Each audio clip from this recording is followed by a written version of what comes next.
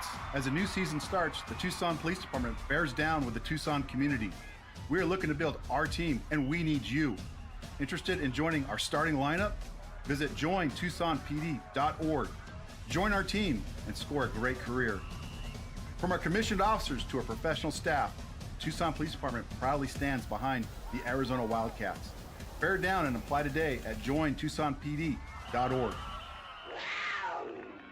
KCUB Tucson, a Cumulus media station. We are the sports station that Tucson turns to for all the latest news when it comes to Arizona men's basketball, along with all the play-by-play action. We are Wildcats Radio 1290. This is the Meridian Wealth Management Countdown and Tip-Off Show on the home of Arizona men's basketball. Wildcats Radio 1290. Follow the Arizona rebound. Bears now 0 for 5 from outside the arc. Quickly to Love. Shoots a three in transition. It's back-to-back triples for Caleb Love. Caleb Love's getting that look in his eyes now, thinking this could be a big one for him. It was a big ball game for Caleb Love in Berkeley on Friday night. Playing basketball on a Friday night for the Arizona Wildcats. We'll get back to the Thursday, Saturday format coming up in the new year of 2024. Wonder what that's going to be. That's another thing we got to wonder about. What's the format going to be? I was literally just thinking about that. I'm like, my whole life, it's been Thursday, Sunday, Saturday, my whole life, basically. In Big 12, who knows? Big Monday. I know that for yeah, sure. Monday, Wednesday might be. What is the format, for these games going to be moving forward? That's one of the questions that will begin to be answered here in the months to come as we begin to turn the page on the Pac-12 to the Big 12. Welcome to Countdown to Tip-Off. I'm David Kelly, joined as always by Kelvin Ifan, the captain from 1998, as well as J.W. Madden is here with us this morning, and it is the Arizona Wildcats taking on the Stanford Cardinal. That'll be coming up for you today at 2 o'clock in Palo Alto, California. We've got you until 1 o'clock today. Let's give you an indication of what we've got coming up in store for you on Countdown to Tip-Off today. Let's take a look at the Right Way Rundown and see what's coming up on our pregame show. Brought to you by Right Way Heating, Cooling, and Plumbing. Do things the right way. All right, we'll review the win over Cal on Friday night, 100-81. We'll start things off there. We'll get you a preview of Stanford as well. You're going to hear from Tommy Lloyd, Newmar Ballo, their thoughts on the win over the Golden Bears. We'll check in on your scouting report. Troy Clardy, the voice of the Stanford Cardinal, will join us this morning. Your spotlight today is going to be on Philip Budavicinen, who got some quality time in the win in Berkeley on Friday. There's a women's basketball game today. That'll be here at home over at McHale Center. Also a 2 o'clock start today for the ladies as they wrap up their non-conference schedule against Seattle. Derek Palmer, will check in with him. He is the voice of Arizona women's basketball. He'll have a preview for us. Also, we will chat with the man who will call the men's game today on the Pac-12 network. Ted Robinson will be a guest on the show. All of that is coming up for you this morning. But first, let's hear how it sounded on the call. Brian Jeffries and Reggie Geary Friday night as the Arizona Wildcats opened up Pac-12 play against the California Golden Bears. Rebounded to Johnson for the Wildcats. There goes Keyshot on the run. Keyshot all the way down. He'll throw it with the right hand down for two. And timeout called. Follow the Arizona rebound. Bears now 0 for 5 from outside the arc. Quickly to Love. Shoots a three in transition. It's back-to-back triples for Caleb Love. Caleb Love's getting that look in his eyes now, thinking this could be a big one for him. Out top of the circle, it goes to Krivas. Off to Borovic and looked at the three. Pass it back to Lewis, the right wing. Inside, Krivas posted up on Amac. Backing his way down. Turnaround jump hook is good. Mo Krivas with a nice shot. Boswell across midcourt. Cal extending, looking for the trap. Nothing there over to Borovic. And in right corner, Boswell. He'll jump the quick three, and it's good. Kylan Boswell with Alexis of Tucson Charity three. His first of the game. Lewis working on Celestine. Bounce inside Ballo. Backing down on Larson. Goes up with that little baby hook, and it's good. Yeah, right now, Arizona Bigs are just feasting. Bounce down low for Brown, posted up on Love, kick it back out. Amack for three, and they finally get one after missing their first 10.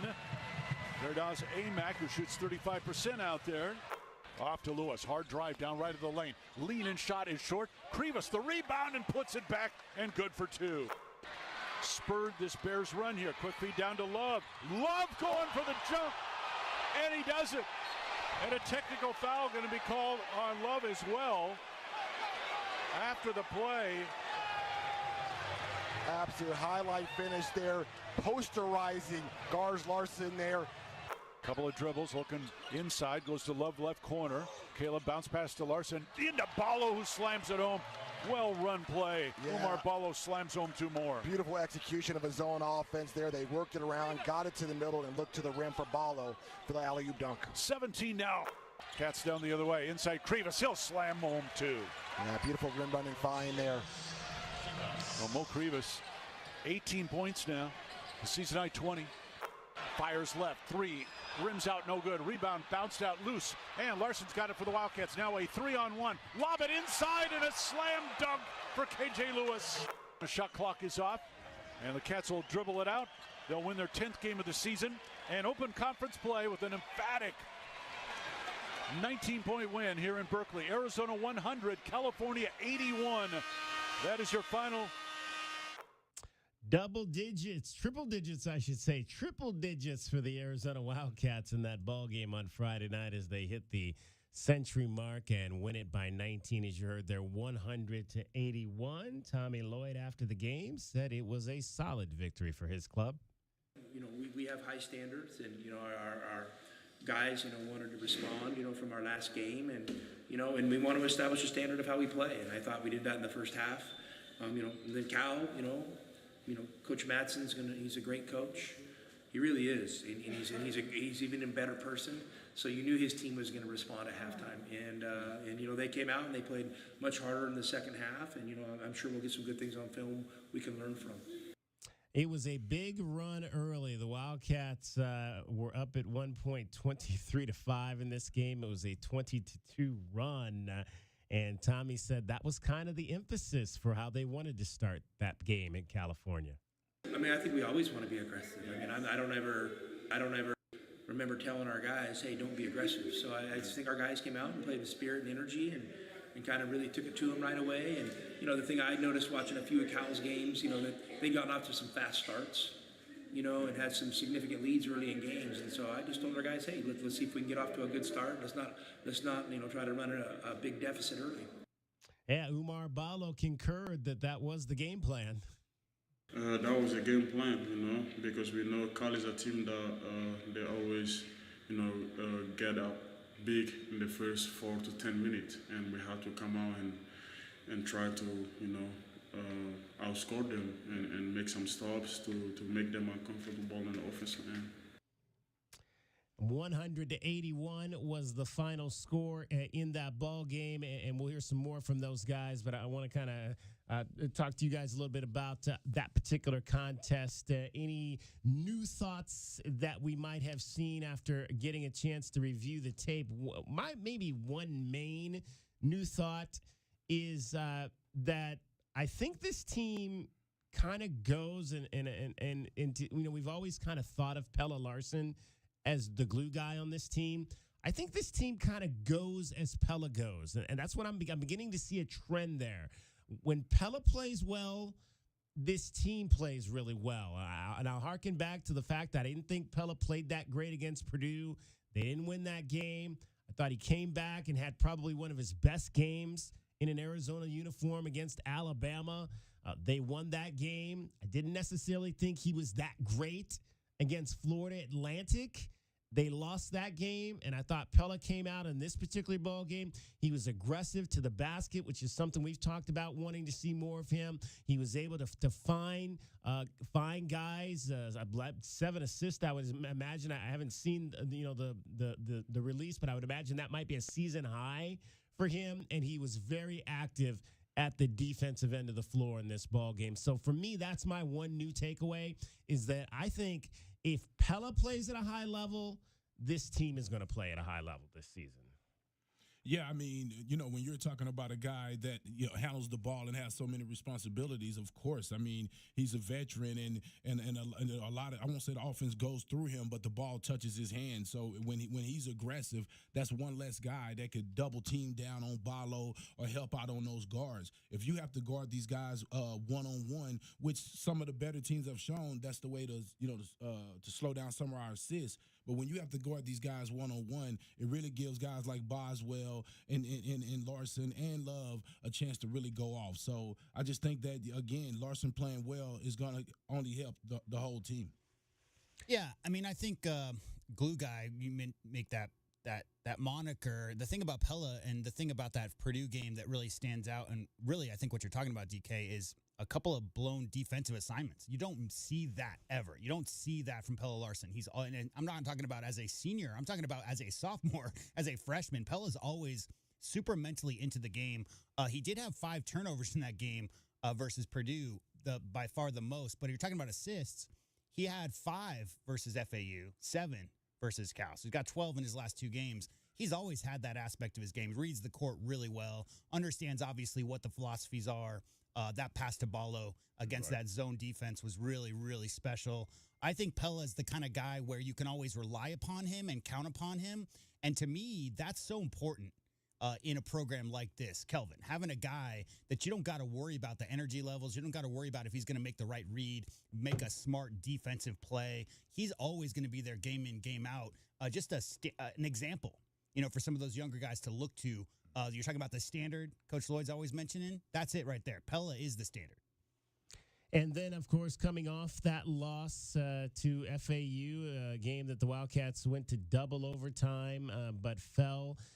Caleb Love having a chance to maybe hit a game-winning shot, but it does not go down. Tommy Lloyd asked if that loss kind of maybe ignited a fire in this team. All I know is this. We had to take 3 days off, and we needed it.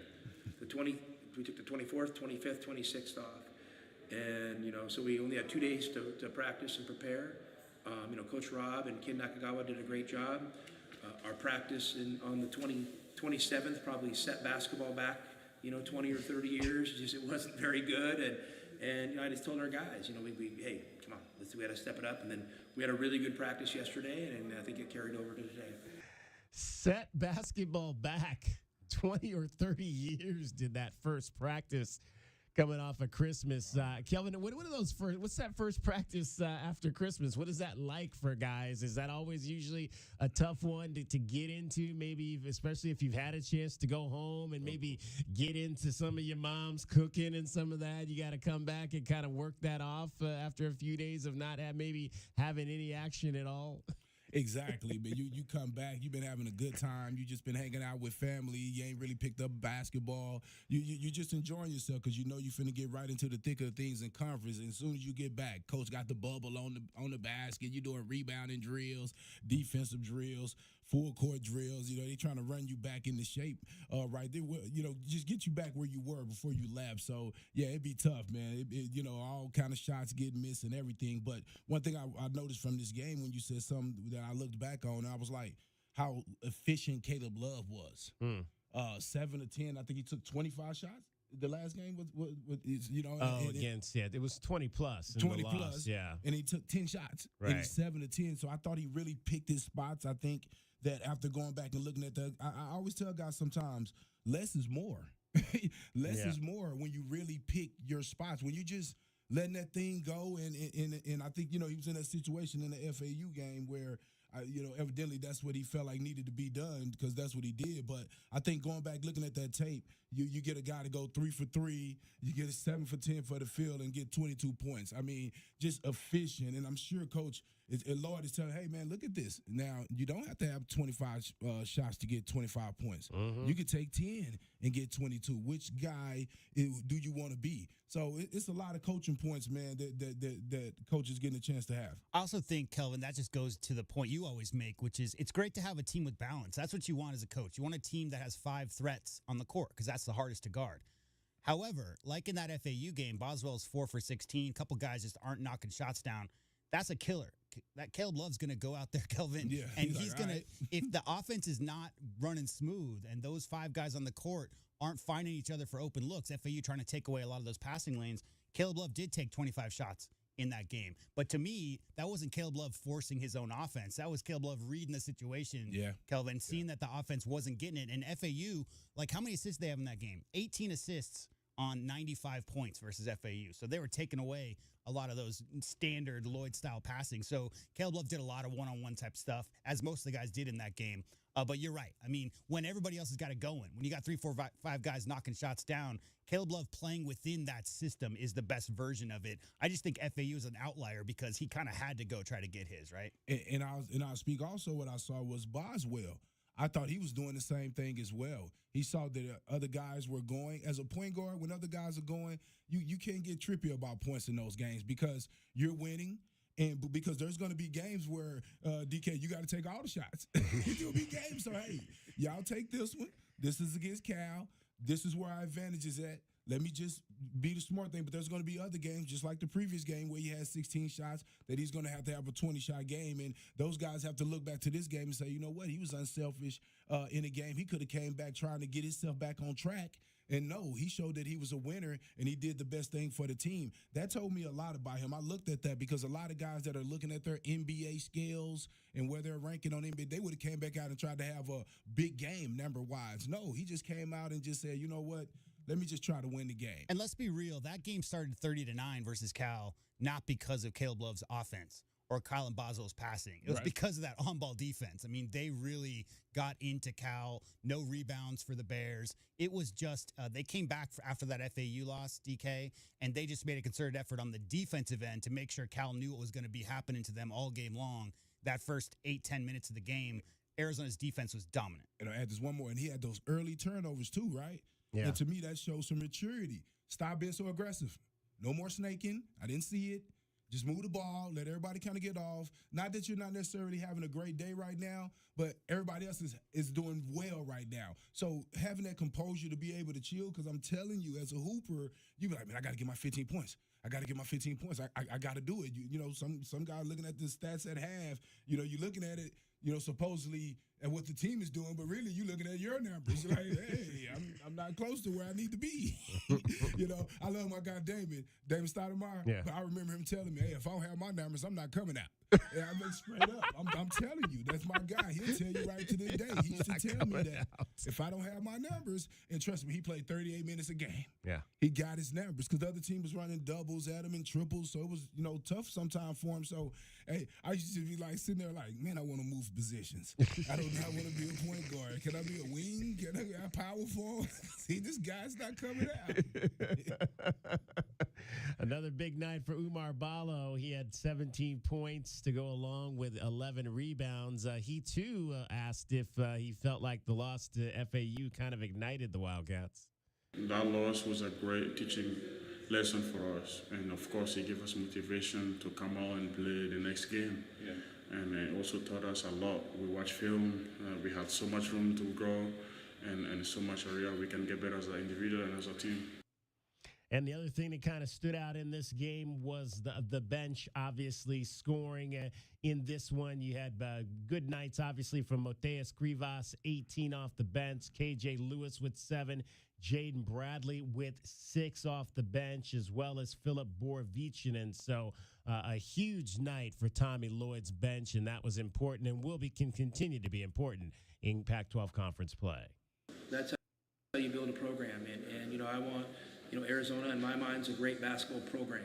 You know, a great basketball program, you know, is consistent year to year, and that's what we're shooting for. So if you're developing guys, you know, that are, you know, kind of in the shadows underneath the guys that are playing, I mean, I think that's a winning formula. I think we all like seeing those, you know, 5-star one-and-done guys. I mean, because they're just special, right? But the best eras of Arizona basketball in my lifetime have been the ones when you've got guys like Judd Bushler sitting on the bench for 3 years, waiting his turn until he's going to be all conference as a senior, as a starter. But he was a 6th, 7th man his whole career, because having those guys who are willing in practice, Kelvin, to get the starters and the rotation guys ready for a couple years till they get into the rotation, and then they might have their starring moments. It's hard with the portal because you're going to not maybe see some guys get a little frustrated. They don't have enough playing time like Adama Ball last year. But the best versions of programs are the ones that are healthy inside out. And you got guys, because knowing that system, understanding how that system works, Kelvin, so important for those guys to come in and understand before they ever even really get those starring roles or that rotation roles.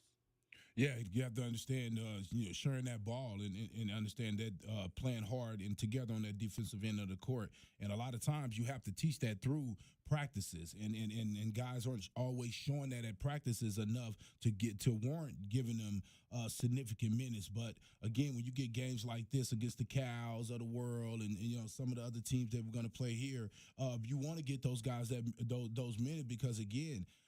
The transfer portal, but more so to me, because of a lot of times people don't realize the guys on the bench are best friends with a starter, right?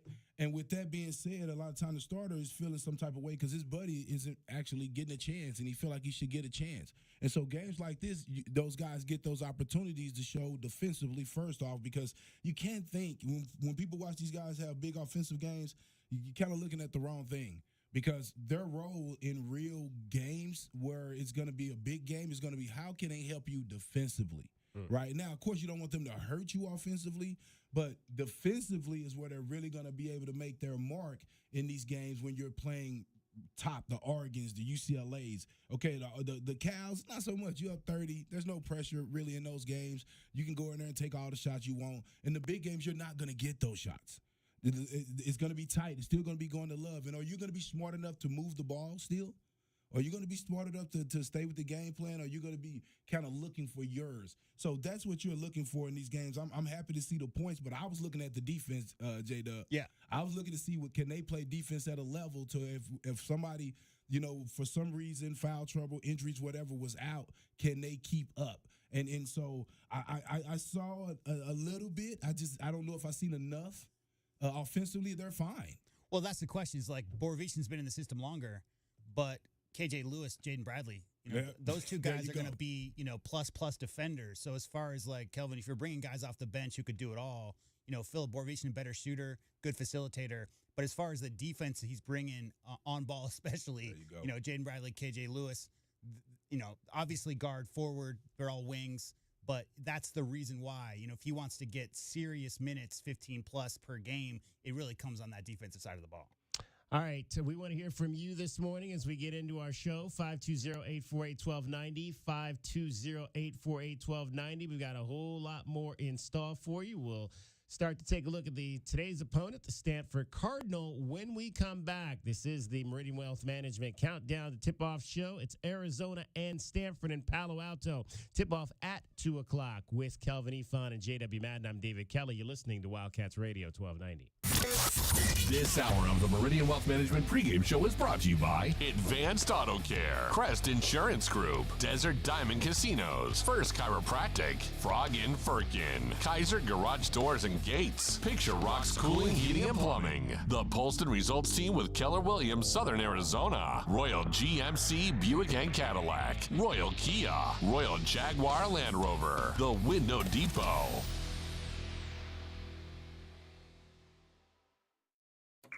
As a homeowner, you've probably seen some pretty bad plumbing problems. Yeah, I've seen a few. We've seen them all. All of them? Rams Plumbing kept entire buildings flowing. Businesses since 1983. Wow, so whatever happens to my house... We've seen it before, and we have the solution. Locally owned and operated, Ram Plumbing is Tucson's most trusted plumber. Our team of licensed professionals can fix anything your home can dish out. When your plumbing's in trouble, call Ram on the double. Online at bestplumbertucson.com.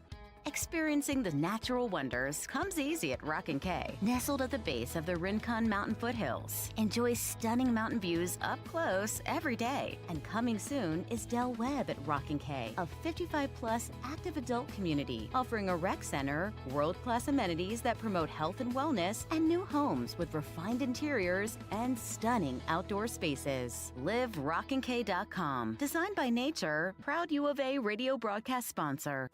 Get on the road to riches to nab your share of over $100,000 in prizes at Desert Diamond Casino Tucson. Every Thursday through December 30th, rev in to win up to $3,000. That's true, Tucson. Then at the grand finale on December 30th, one lucky guest drives home with $20,000 cash. It's Road to Riches, only at Desert Diamond Casino Tucson. True. An enterprise of the Thornhill Automation. See Rewards Center for details.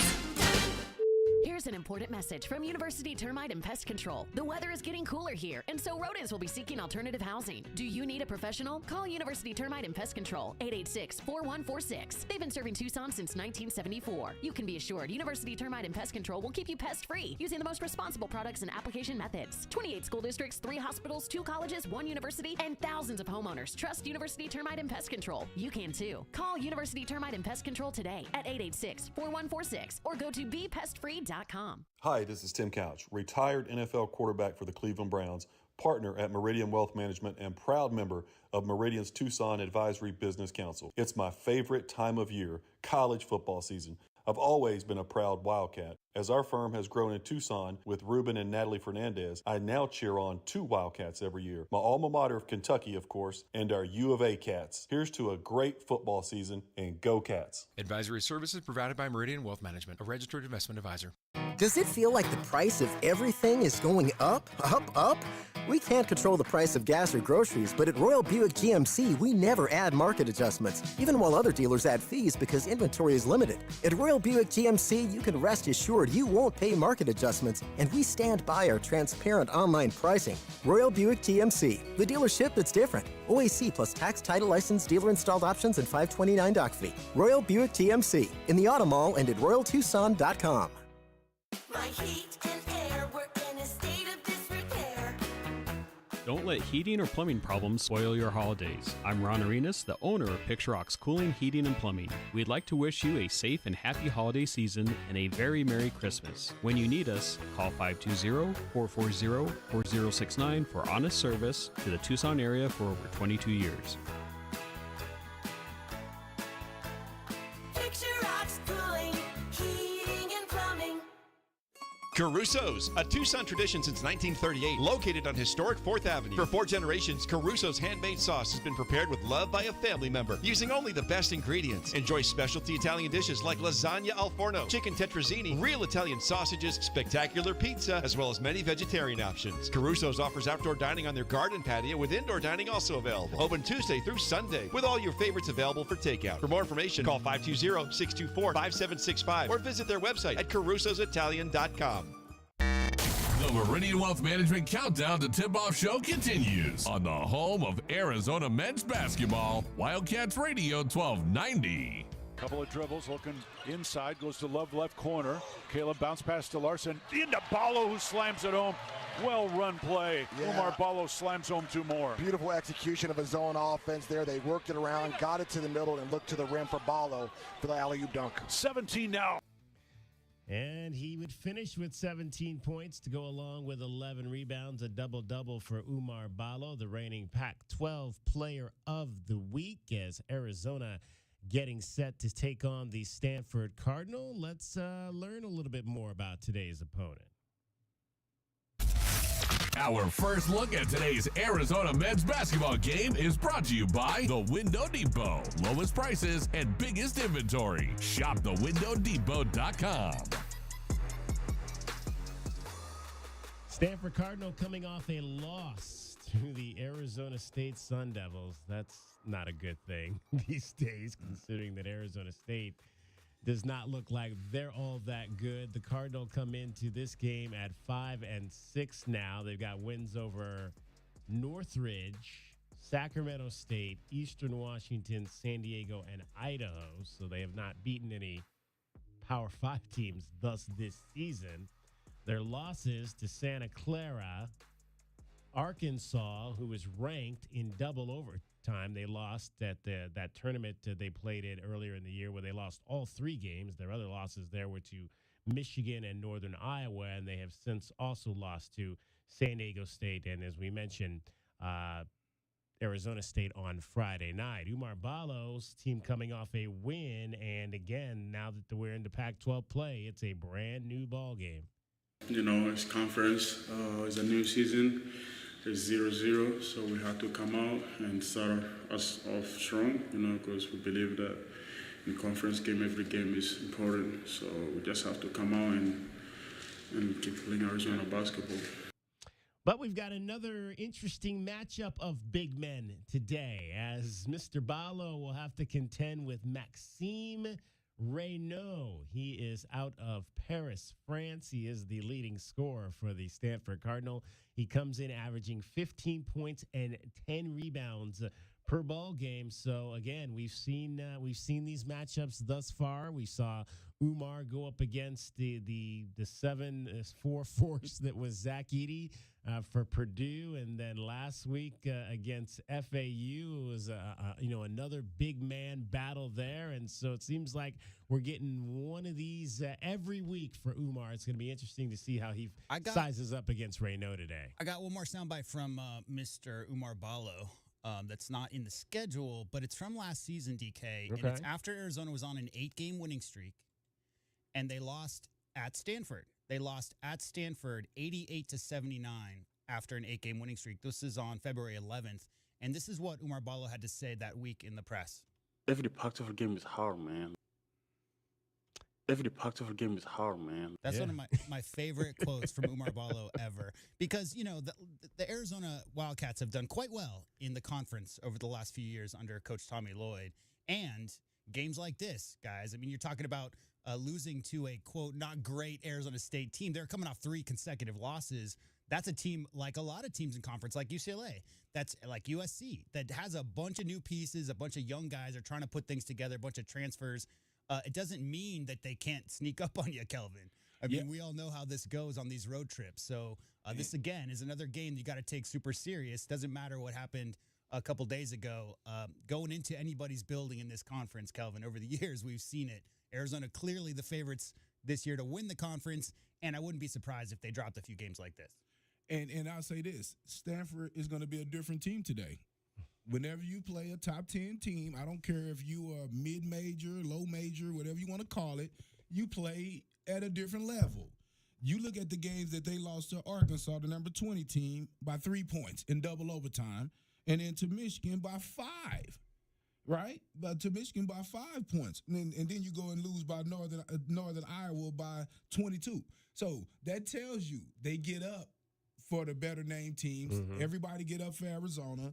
And I think Stanford is going to do that today. I think they may have been sleepwalking a little bit against ASU. They only lost like 3 points that game right there, right? But you're thinking about Arizona. Yeah. You're not thinking about ASU. ASU lost to San Diego and San Francisco. You think, hey, we can beat those guys. So that concentration ain't quite there. So you lose that game by 3 points. And you know what?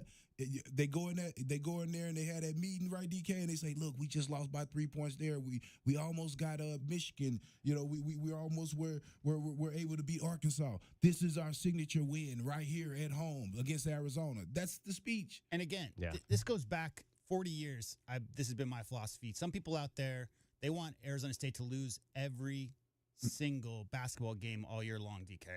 I don't fall in that camp. I want Arizona State to be as good as possible. I want Arizona to beat them by 40 when they play, but we want them to be good. Why? Because that's your travel partner. So Kelvin just laid it out right there. If you're talking about a team that you don't got to worry about on a Thursday, you can maybe rest some starters or whatever going in. And then the situation like that where they maybe overlooked the Sun Devils because they were worried about the Wildcats. Now you got a more motivated team coming off a loss, Kelvin. So a situation where you want your travel partner to be competitive no matter what, because you're going on the road on these road trips. You want the teams, those two teams you're preparing for, to both have to prepare for both the teams that are coming in town that weekend.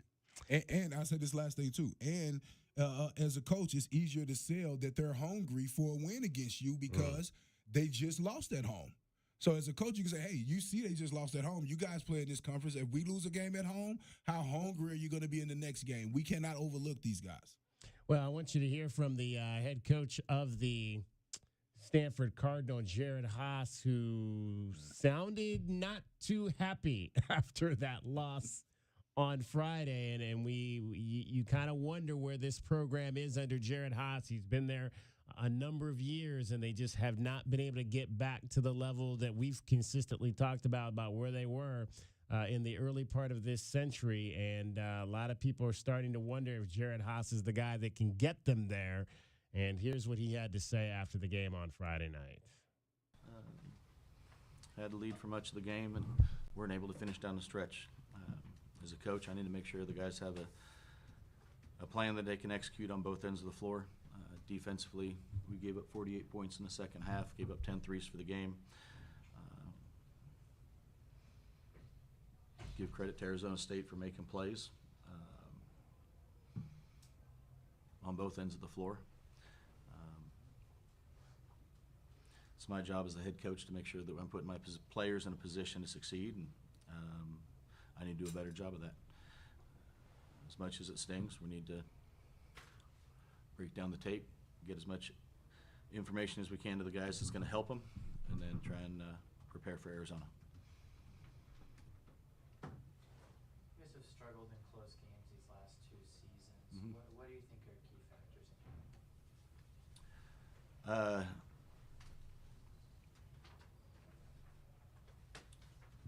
I need to look in the mirror and figure it out. I do think it's for this season right now a little bit challenging of just different lineups that haven't played much together. For a variety of reasons, we haven't had a full roster, and I don't say that as an excuse, but it's just the cohesion and things like that. You would like to, at the end of the game, have a team that's played a lot together and kind of has a feel of where they're going to be on both ends of the floor, offensively and defensively. But I don't have an answer other than to say that's on my shoulders. And for a guy who's maybe coaching for his job this season, starting off the conference play at home, 2 games, playing a lesser opponent that you think you should beat, not beating them, he sounds kind of defeated to me. Well, but which makes this even more important for them today. Look, I'm looking at the stats from that game, okay? Stanford outshot ASU from the field. They outshot them from three-point line by 10 percentage points. They out-rebounded them by 9 rebounds. They had 3 more assists, fewer turnovers. They won every single statistical category, guys, team categories. You're talking about the stats that you look at towards winning a game, and they lost by 3 points. So what I hear is a dejected coach who more or less you hit all checked all the boxes for what you're trying to get your team to do. But again, guys, maybe injury issues, guys not playing together, Kelvin. I mean, that cohesion on the court in those key possessions down the stretch of games, that's what makes a difference between a winning team and a losing team. Well, we saw it against Purdue and versus FAU for the Arizona team. This Arizona team is still a developing team, a team that's still trying to figure themselves out as well, which sounds crazy for a top 4 team, in the nation. I mean, that they could actually get better, but they can. And that's the same situation the Stanford team is in, and that's why you cannot underestimate this team in this situation, because a game like this could turn their season around, right? You're right there. You're right there. I mean, in a good coach, you sound dejected, talking on that mic, but I guarantee you in that locker room, he's like, guys, we're right there. We're right there. Don't give up on me, guys. And he's talking to them through the media again, because he's saying, we're still learning each other. And that's, to me, that's showing belief in them at the same time, because we lost by 3 points. As J-Dub said, I was looking at the same thing, looking at the stats right here in my face, and I'm just like, man, they won the game on paper. Yeah. Like what happened? And you know what happened? Is you guys been together just a little longer. You go back and look at ASU's point guard, the one kid, Frankie Collins. That's the difference right there. Just having that guy been around you just that little bit longer, and we got a grad transfer from Providence, point guard, that's still trying to learn what I need done. So I just think that you got to be careful with it. Balo said it himself. I mean, you got to be careful with these games. The Pac-12 is harder than what you think, because sometimes what's hard is that you are the big dog and everybody is coming for you. And sometimes you got to be prepared. There is the one stat that I didn't point out that really tells me why Stanford lost. They didn't win this one statistical category, guys. ASU shot 14 free throws. The Cardinal only shot 7 free throws in that game versus ASU. So getting to the line 7 times in the game, Kelvin. I mean, you're talking about foul pressure. You're talking about making sure that the defender's got to think twice about a dude going hard to the rim. All those things that come from putting pressure on the rim. Only 7 free throws for an entire 40-minute game. I mean, that's kind of hard to do. Well, let's hear, because I think that's the next thing that Haas talks about in this press conference. Let's hear what he had to say about that. Attribute to the free throws. 3 of 7 for you guys, and 8 of 14 or 7. Yeah, it's just, in free throws, a lot of times it's not just the free throw itself. Is it the front end of a one-on-one? Is it time and score, that kind of situation? And there were some free throws that definitely could have extended the lead at a time when, if you do extend that lead, maybe the game doesn't get close down the stretch. So those did prove costly. All right, we'll hear more about the Stanford Cardinal straight ahead. We're going to talk to Troy Clardy. He is the man that calls the games for Stanford on the radio side, but that is our first look at today's game. That's been our first look at today's Arizona men's basketball game. Brought to you by The Window Depot. Lowest prices and biggest inventory. Shop thewindow.depot.com. And don't forget, Window Depot also sponsors Arizona's top rebounding performance every ball game. It's the Window Depot glass cleaner of the game. Might be the Wildcat with the most rebounds. Could be the U of A star with the most impactful boards. We'll tell you the Window Depot glass cleaner of the game coming up tonight on the Meridian Wealth Management post-game show. It is Countdown to Tip-Off along with J.W. Madden and Calvin Efon. I'm David Kelly. You're listening to Wildcats Radio 1290. This is the Meridian Wealth Management Countdown to Tip-Off Show on the home of Arizona men's basketball. Wildcats Radio 1290.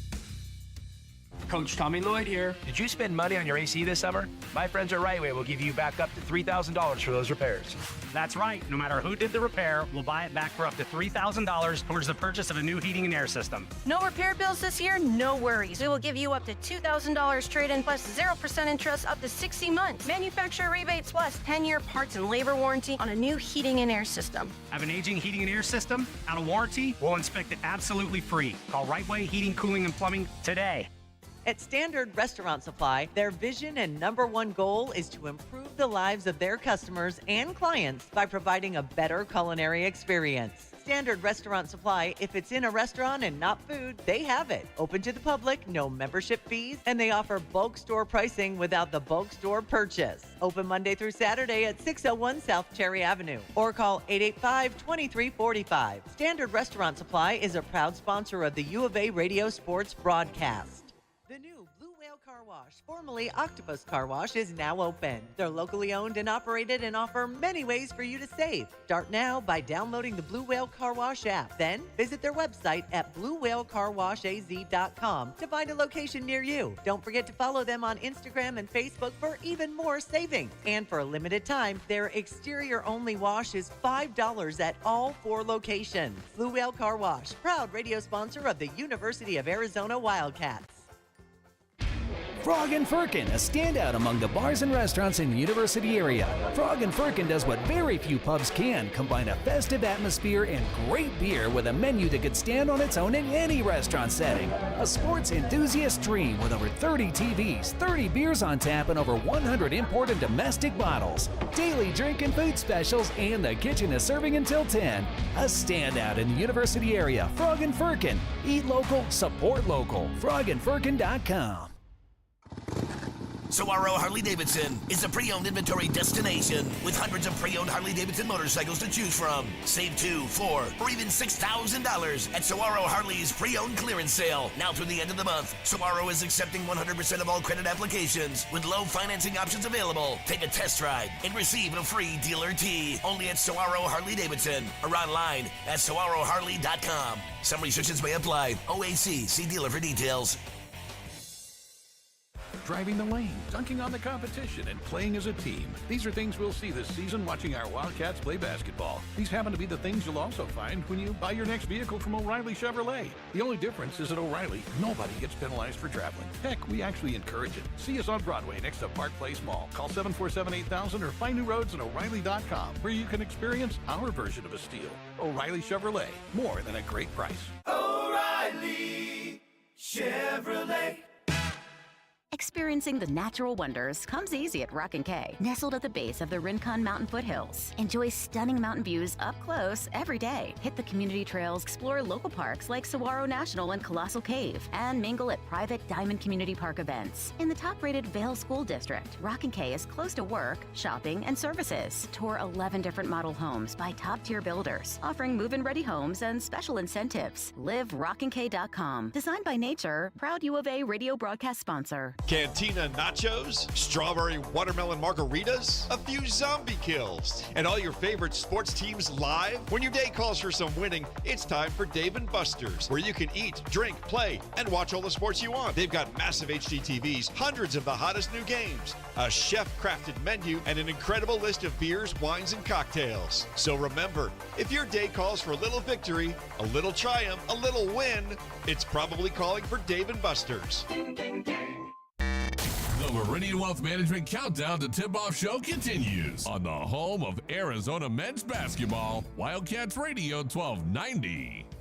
Our 1290 scouting report is brought to you by Ram Plumbing. When your plumbing is in trouble, call Ram on the double.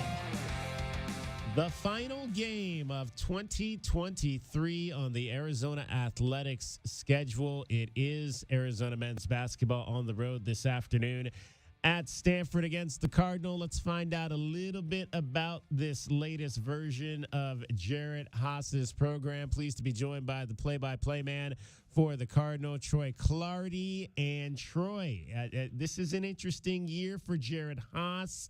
I guess there's a lot. I guess the rumblings have started, about what the future is going to be potentially for him. Is there pressure? Does he feel the pressure? Do the players feel the pressure of what they need to do this year to make sure that this program stays under his tutelage heading into the ACC era of Stanford athletics? Well, David, first off, thanks a bunch for having me on. It's always great to chat with you, and I'll be the first. Well, I probably won't be the first, but I think you know what I mean. To wish you a happy and safe 2024 and the new year. You bet. And look, I mean, the expectation as Stanford tries to make its first NCAA tournament since 2014, and in some ways, I can't believe it's been almost a full decade since Stanford has made it that far. Into the NCAA tournament, but the expectation is still there for Stanford to make the NCAAs, and whether that expectation, certainly the expectation is that from inside the program, and you talk about feeling pressure, and look, Jared Haas feels pressure no matter what, right? I mean, he's a coach, he takes losses. He takes losses pretty tough, and even in the wins, talking with him in some of our, whenever he stops by and chats with us in our post game, he'll Stanford will have won by like 20 points or so, and he'll stop by our table and chat with them, and not to declare Stanford is back or anything like that, but hey, coach, how you feeling? Some pretty good things happened out there today, and he's like, yeah, but this could have gone better. This, it's the relentless pursuit of perfection. It's the life of a head coach, and I think now that Pac-12 play has finally started this season for Stanford. And look, let's face it, as of right now, Arizona is number one as we begin Pac-12 play, but who's number two? Who knows right now? That could be wide open at this point as we get set to turn the calendar into a new calendar year. So, hey, a lot of good things could still happen for Stanford in this upcoming conference season. Step one, page one, the first chapter has already been written. Let's see what happens in chapter 2 here today. Yeah, and we're always looking forward to matchups against impressive big men. We've had a few already, Umar Balo versus Zach Edey, and today we get a chance to see Maxime Reynaud. What will we see in this 7-1 Frenchman today? Yeah, boy, I really cannot wait to see this. Balo obviously has been terrific. Slow start to the season for him, as you guys know, but really started to seem to put it together once the calendar turned December, and just really helped the Wildcats take over some critical games during the course of that month. Maxime Reynaud is a young man who has really grown by leaps and bounds, especially last year. 7'1", 250 pounds, a junior out of Paris, France. very well decorated player from in the French national team system. So he's certainly got some bona fides there. As you know, France has turned out some pretty decent ball players of late, especially over the past few years. And Max is very much right in the mix. Very smooth, very quick around the basket, and generally more often than not makes the correct decision. He's not going to necessarily, wow you with, power or backing guys down or just thundering dudes down or anything like that. But, makes good decisions, knows how to distribute the ball. And even though he has shown throughout the course of his career that he can hit the three, that hasn't necessarily happened for him this year, although he told us a couple post-game shows, it's coming, fellas, it's coming. So let's see what happens in that respect. But certainly a lot of skills and a lot of tools in the toolbox of Maxime Reynaud. And he's performed quite well, I think, for the most part this season. But no doubt, big test awaits for him today against Arizona. I guess, and you look at this program, they haven't, I guess, we've got some graduate transfers this year, which is very rare at Stanford. No, exactly. I guess what's kind of, obviously we're in this new era of the transfer portal and whatnot. We've always heard that it's very hard to get transfers into Stanford. Is that something that Jared is trying to do more? Has that, have the guidelines been relaxed at all that allows him to be able to do that a little bit more? Bringing in guys like Jared Bynum and Michael Jones? Yeah, well, it's something that every Stanford coach is trying to do, right? Yeah.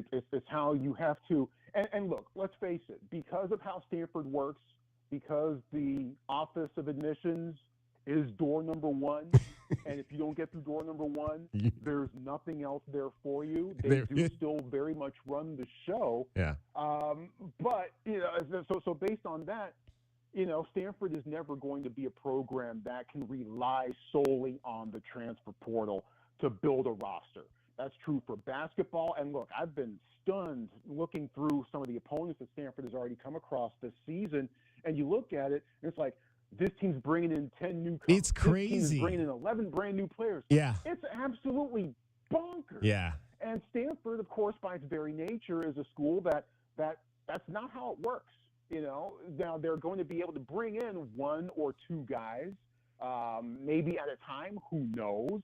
But, it's been intriguing to see what the two grad transfers have brought in for Stanford. Michael Jones came in last year from Davidson, and so far this year it's been a workmanlike effort for him. For the most part, you look at the score sheet and you go, wait a minute, he scored 14 points today?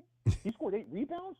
How did that happen? Just quietly goes about his business and helps to keep things going for the Cardinal. And Jared Bynum, who helped lead Providence to an NCAA tournament bid last year for the Friars, he brought something to Stanford, to the point guard position, that they haven't quite necessarily had maybe over the last few years, and that maybe is more of a classic point guard sense. A distributor, terrific in the assist category, was off to a boffo start there, and really, he's kind of regressed to the mean somewhat a little bit in turnovers, but certainly early on in the season was lights out in the assist to turnover ratio. And in transition, man, he's got fantastic vision. He'll find you. If you're already heading towards the basket, he will find you, and you'll be able to make and finish off the big play. So it's been neat to see those two guys make big contributions, Jones in his second year and Bynum in his first on the farm. And again, look, it's not the way forward for Stanford, but it is nice to know that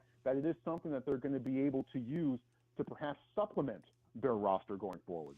We're joined by Stanford play-by-play man Troy Clardy. Today's scouting report brought to you by Ram Plumbing. When your plumbing is in trouble, call Ram on the double.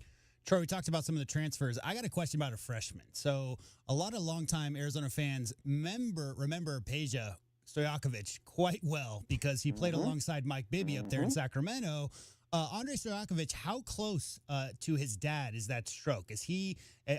We've seen a little bit of the highlights, but how comfortable is he looking there on the farm in his first year? Yeah, fits and starts, and he's a freshman, and you're going to expect freshman moments from him in one way or the other. He's had a couple of terrific games. Entering this week, he had 4 double-digit scoring games Has led the team in scoring on a couple of occasions against Idaho in particular, in which that performance got him Pac-12 Freshman of the Week honors. We'll see how many more of those are in store for him as the season goes along. Now, there are some other moments, particularly at the defensive end of the floor, where he's a freshman, right?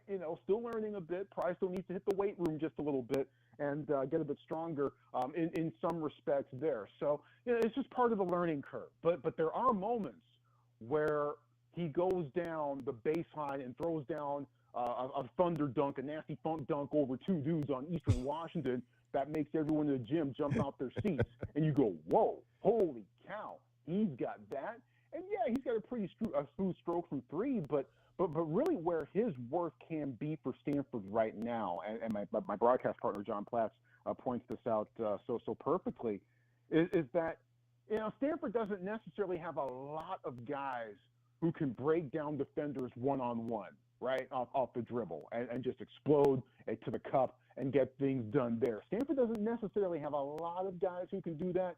Andre can be that guy who can create one-on-one and make big plays in that respect. So, yes, he's going to get a lot of mention for what he can do shooting from outside, obviously, with the last name of Stojakovic. That's you're going to get noticed for that. And, boy, wasn't Peja a lot of fun to watch back in the day? But,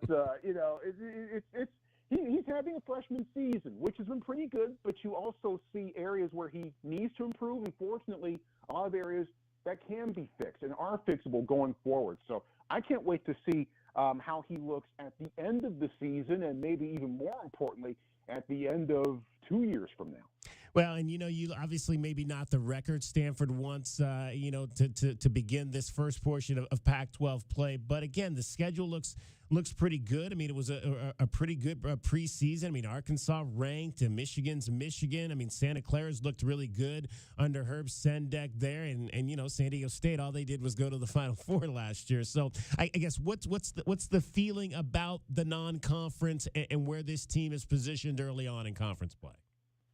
Yeah, you mentioned all those games, and most of those games were gettable. They were certainly gettable. If against Arkansas in the first game of that battle for Atlantis, if they just get a couple more rebounds, if they just make a couple more free throws, then they beat a ranked Arkansas team in regulation.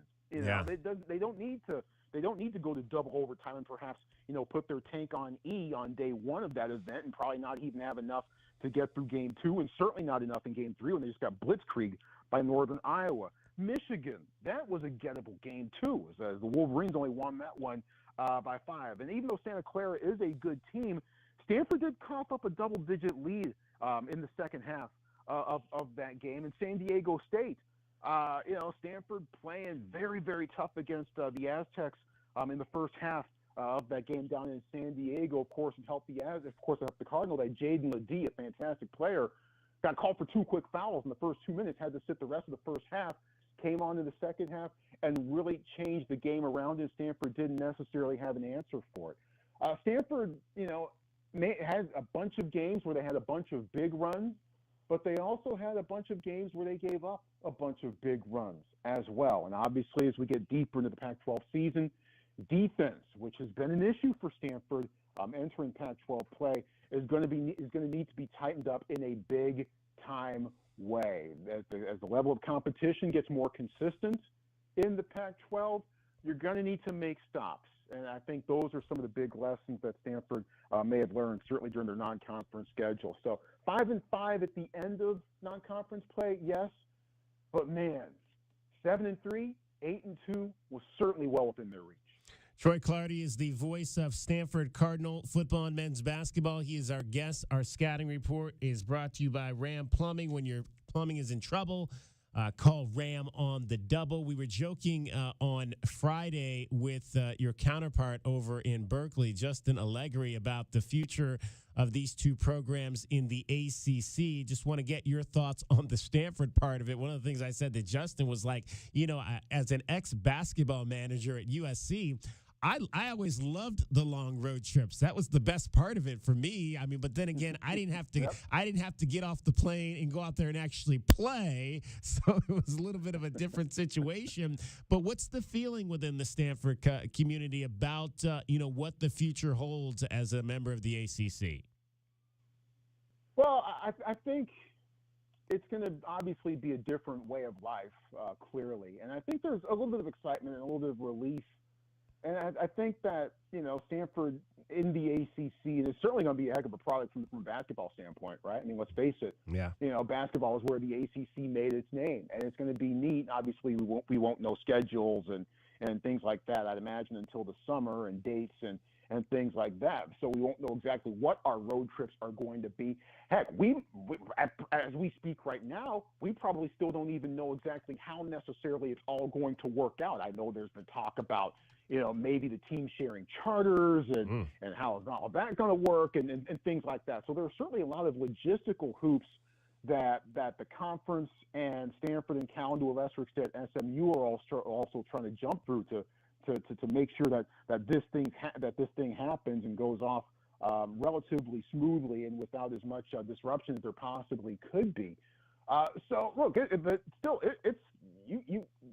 I mean, my God, you're heading out to Chapel Hill, the Dean Smith Center, going to Duke, going to places like that. I lived in Pittsburgh for 4 years. I worked out there. I'm looking forward to heading to the Peak. That's going to be incredible. That is a fantastic environment, even though that program has had some real dips over the last couple of years. But that's a pretty neat place, Syracuse, Carrier Dome. So there are going to be a whole lot of different and neat places, I think, on the itinerary going forward, when Stanford makes the jump to the ACC. Now, of course, while I'm excited about it, it's still not going to be what the Pac-12 was. Look, Stanford, Arizona, I don't think I need to tell you this, has been a tremendous rivalry over the last 25, 30 years. I mean, heck, for a few years, that was the game. Every single year.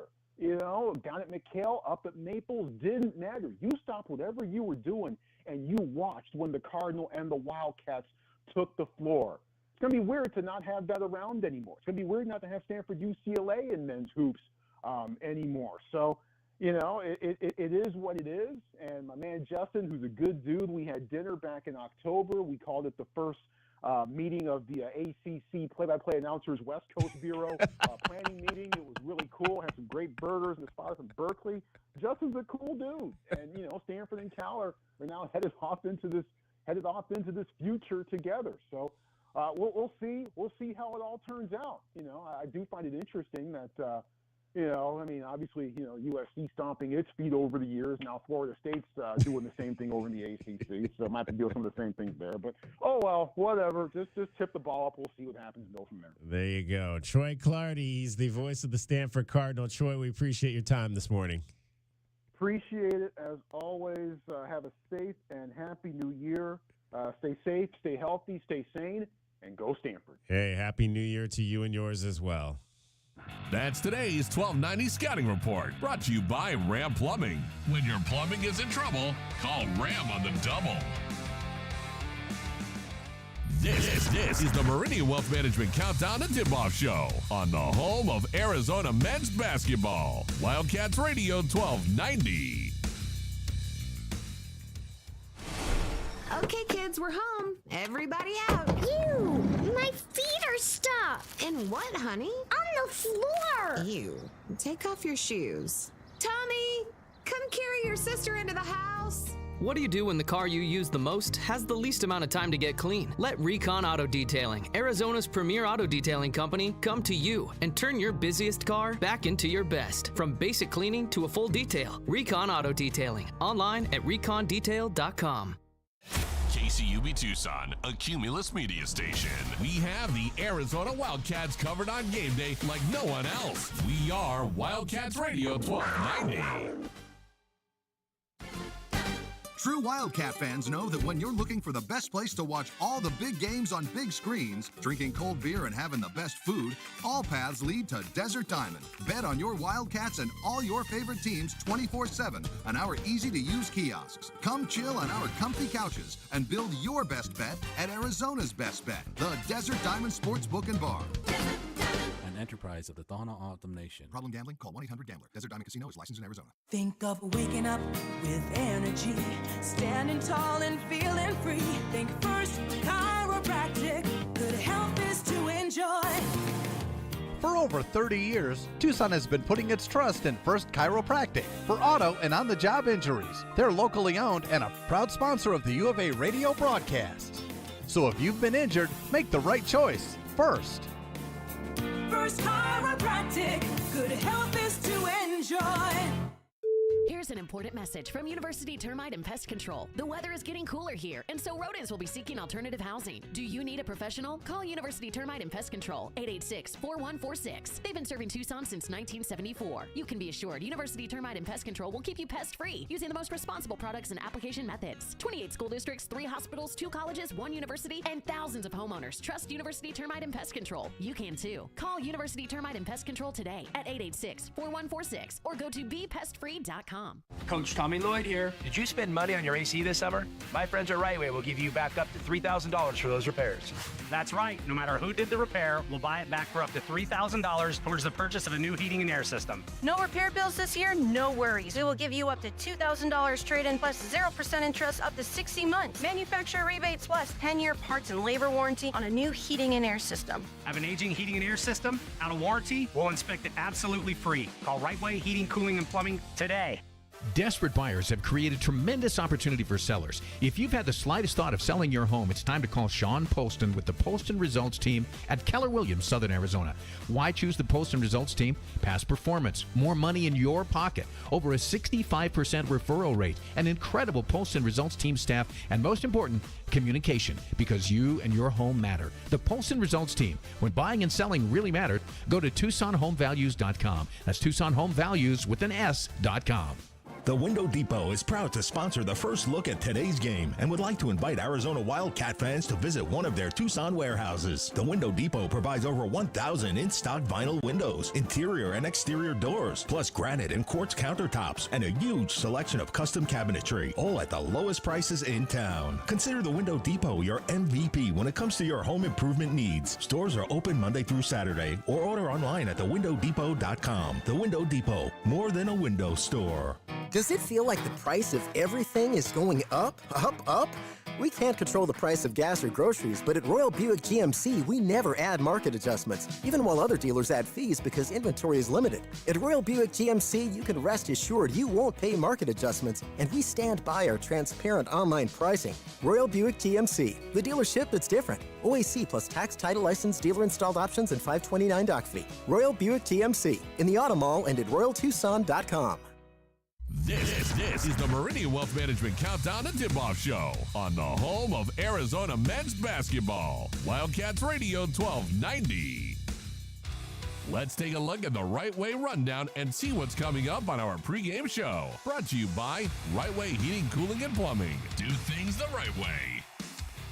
All right, hour number 2 coming up for you here. We are going to shine a spotlight on one of your Arizona Wildcats, Philip Bonavichinen.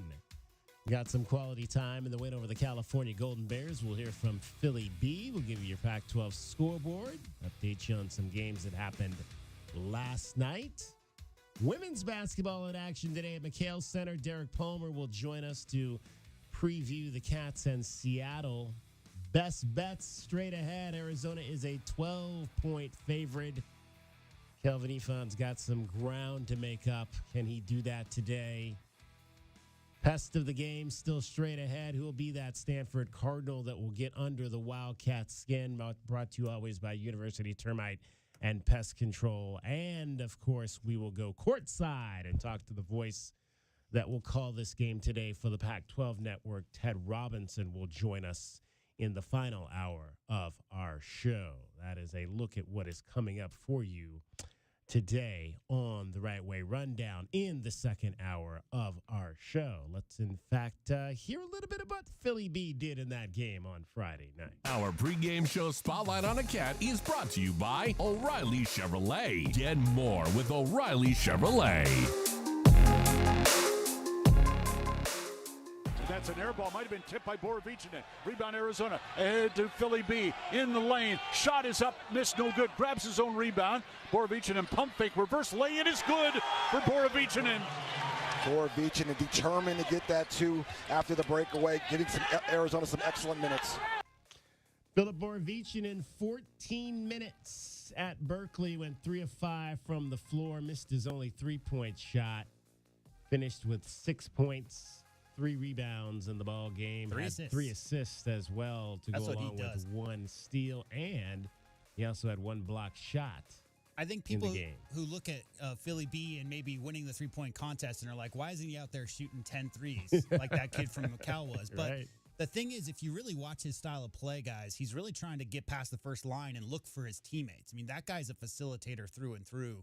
He, again, we talked about the other day on the pregame, maybe Kylan Boswell, Kelvin, once he gets past that first line, he gets about 18 to 14 feet. What's he going to do from there? I think Philly B's whole game revolves around from the 18 to 14-foot area because with that height and his length, he's really adept. And I think, obviously, defense is what he's got to work on. But, Kelvin, as far as being a facilitator in Lloyd's offense, getting by the first line of defense as a threat from three-point line first, that's how he gets past the first line of defense. He can really make some things happen as a facilitator. Yeah, no, he can because you have to get there on that 3, and it gives him opportunity to get in the lane. And, yeah, he makes the simple pass. Whatever the next pass is, he makes that pass. He has a lot of international experience, so he's a hooper. You think of him as a three-point shooter, but to me, he gains more credibility about his game when he's not hunting or looking for threes. Just take the open ones. All right, let's hear a little bit from Philly B after his performance against the California Golden Bears. I mean, I think we started the game real hard and really strong in defense, and then after that, we did really good in the first half. After that, we slowed down a little bit in the second half. I feel like we get a little bit relaxed, but at the end, we finished the game good and we got the win, so that's the most important thing. We were talking to Tommy about just he wanted to give you a shot in a game like this. He said you've been playing better in practice, but it's hard to find minutes for you. I mean, how did it feel to get out there? Yeah, it feels great, definitely, and I appreciate Coach Tommy for giving me a chance, and I hope that I earned some other chances during the season, and he told us that he will give some of us guys that didn't really play a lot last few games, that he will give us some chances, so I'm really grateful for that opportunity. Yeah, because do you feel like you are making improvement in practice? Because, we can't see it because, except when you get out there in a game like tonight. I mean, do you feel like it's Yeah, I mean, definitely. Next to all these great players, next to me, like all my teammates, obviously you can just get better and better in the practice, like playing 1-on-1, 2-on-2, 3-on-3, 5-on-5, and comparing with them. So it's great. Yeah. Have you seen the difference in Mark? You guys, it looked like one where Kylan hit you on the cutting on the baseline there, I think, or something. Is that something you guys? I mean, I know you guys are pretty close friends too. Is that kind of fun to do that on the court? Yeah, it's definitely fun. I mean, he hit me on that cut, and then after that, I hit him for a 3-point shot. So it's really fun. It was like we laughed at the moment after that. So yeah, it's amazing. Feel on the court. All right. You owe him anything after that, or I don't know if you know. Yeah, I might buy him some ice cream or something. Yeah, for that assist. I don't know how that works. Philly B gonna buy Kylan Boswell some ice cream. That's a good teammate. That is a very good teammate. Were you getting gifts from your big men when they would feed you the ball as well as feed you, Kelvin, back in the day? Oh yeah, no, they got to hook you up, man. My boy Joseph Blair and Ben Davis, man, trust me, they kept me took care of. Ray O's a little different. Ray was a little scary. Ray was a little scary. I always tell people Ray O's, boy, he was a mean guy.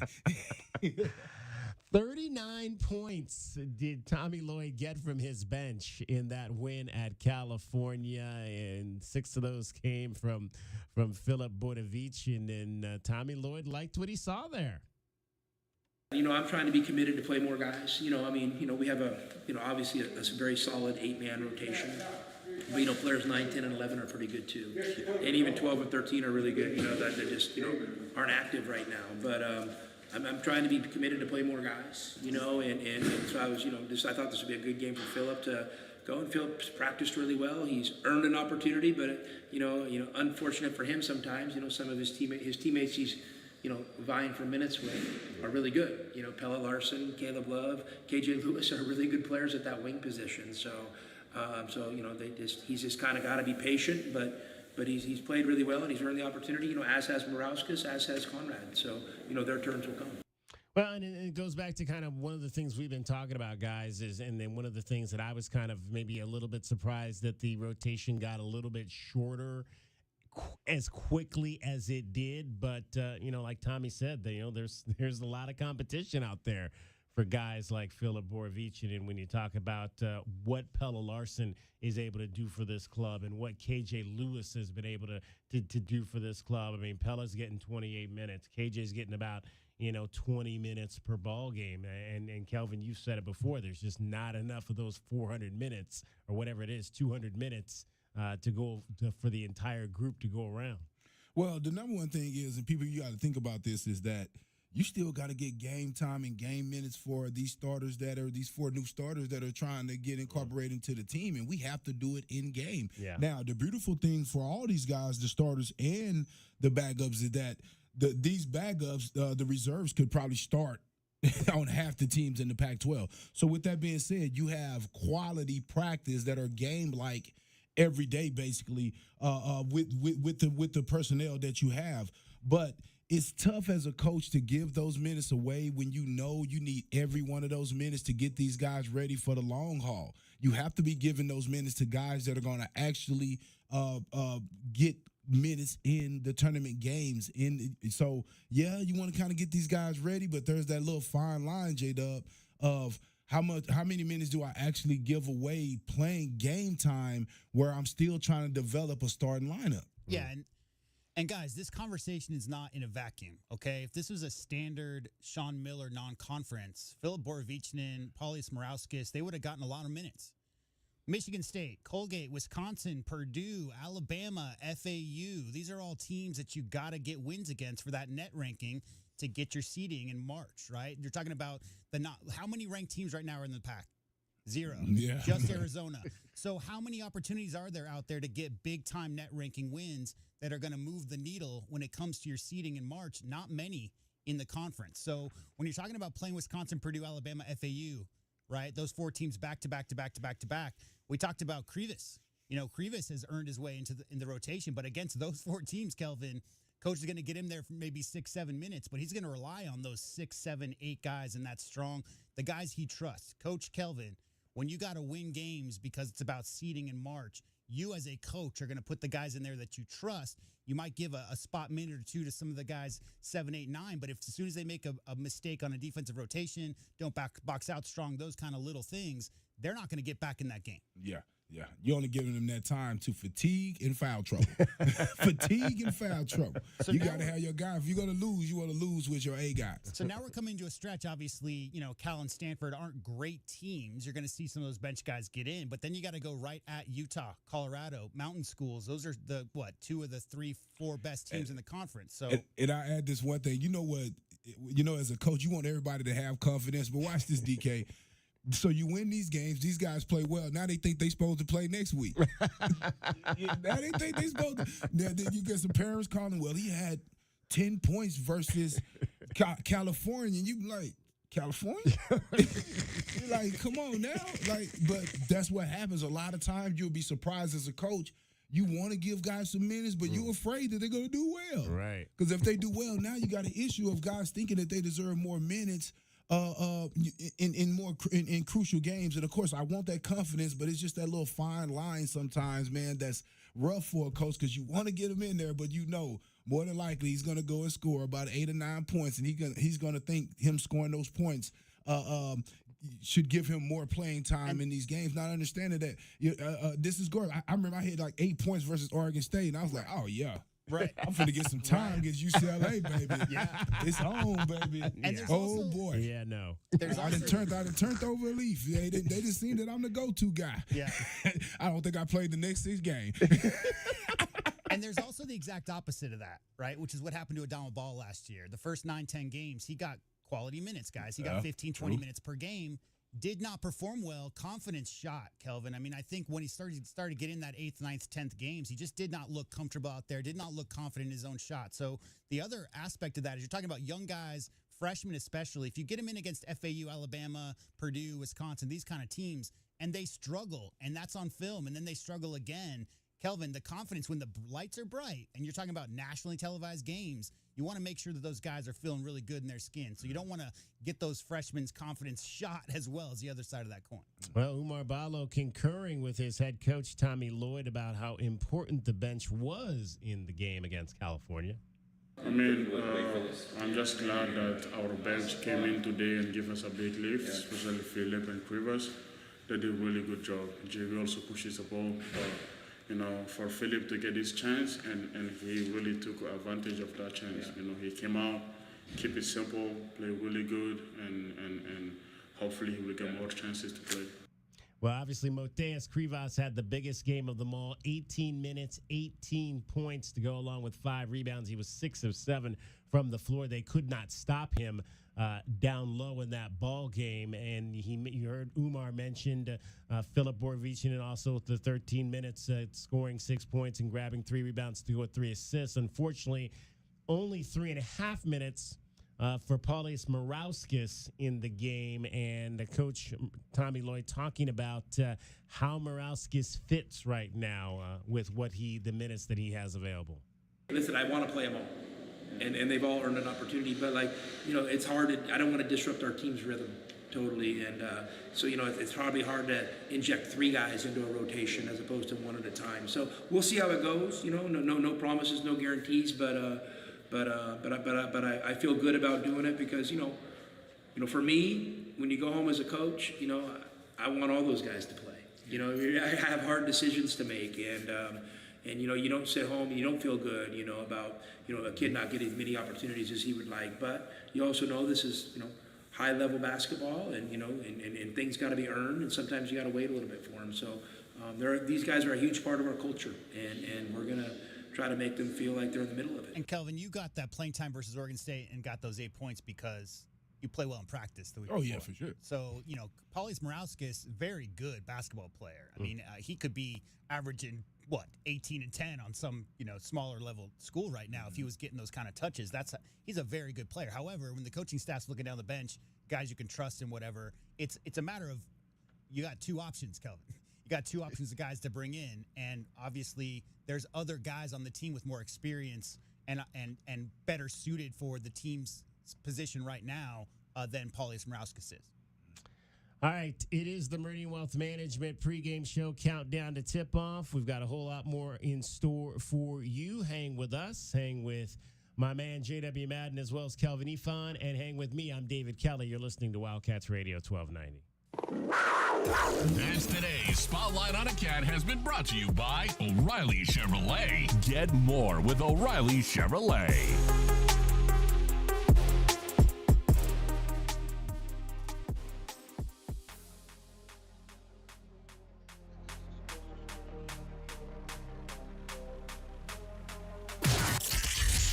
This hour of the Meridian Wealth Management postgame show is brought to you by Humane Society of Southern Arizona, Lexus of Tucson, Nova Home Loans, Recon Auto Detail, Ride Now Power Sports Tucson, Tucson Police Department, Broadway in Tucson, Dave & Buster's Tucson, Dorado Rock, First Choice Pools, The Good Feet Store, Jack Furrier Tire and Auto Care, O'Reilly Chevrolet, Ram Plumbing, Restaurant Supply Store, Right Way Heating, Cooling, and Plumbing, Rocking KA Master Plan Community Design by Nature, University Termite and Pest Control.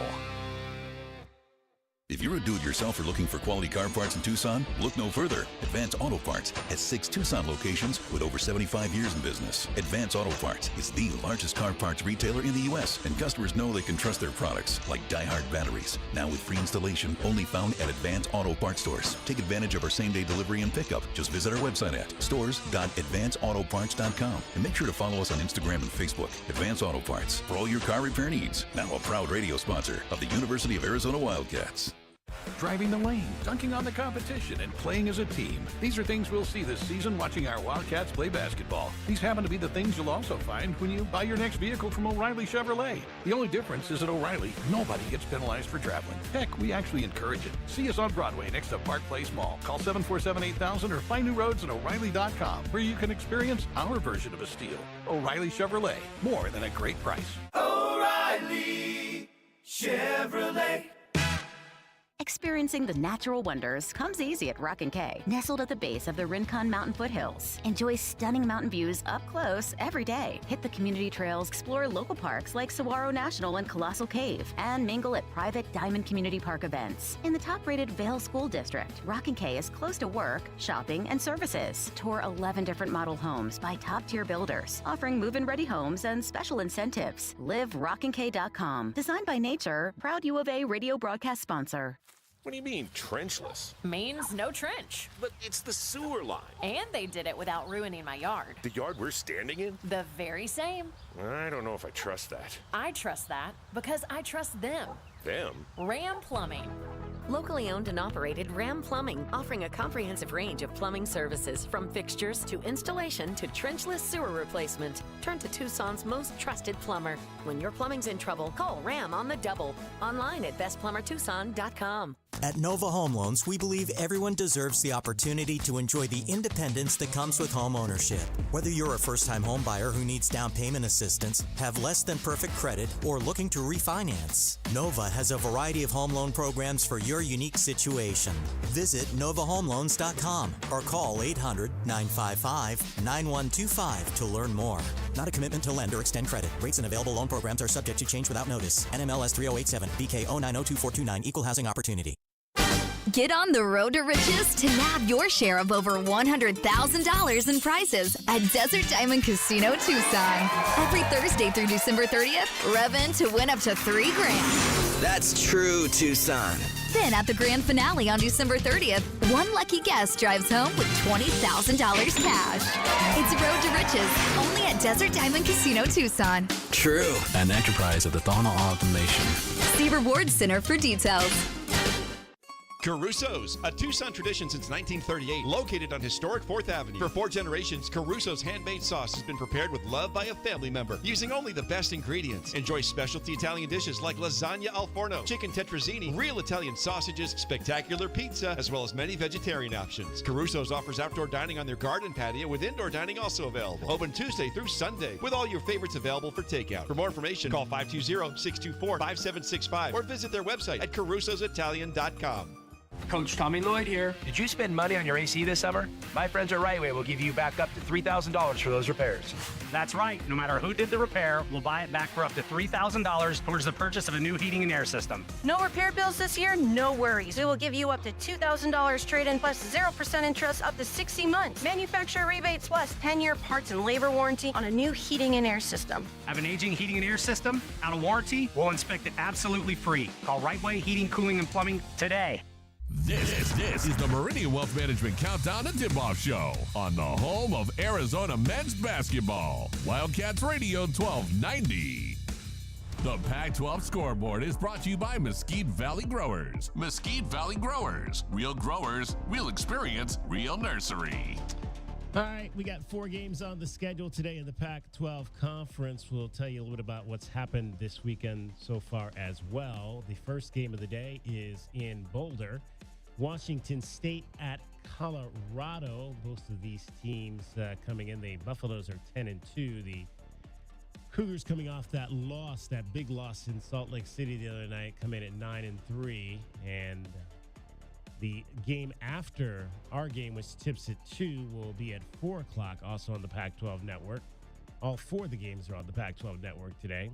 Washington is at Utah, and the Huskies lost to Colorado, and Utah the big win. So the Utes are 10-2, and the final game of the day will be Arizona State at California. So this is where we get into a little bit of the weird scheduling. Obviously, Arizona State having played this weekend at Stanford. I'm thinking, we're in the Bay Area. Earlier in the week. So Arizona State 7-5 against California 4-8. The Sun Devils coming off their win over the Stanford Cardinal. Now, there were teams that played in the normal Thursday, Saturday format this week. The Oregon schools and the LA schools will go back to Thursday. Oregon knocked off USC 82-74. UCLA beat Oregon State 69-62. And then those four teams swapped and played last night.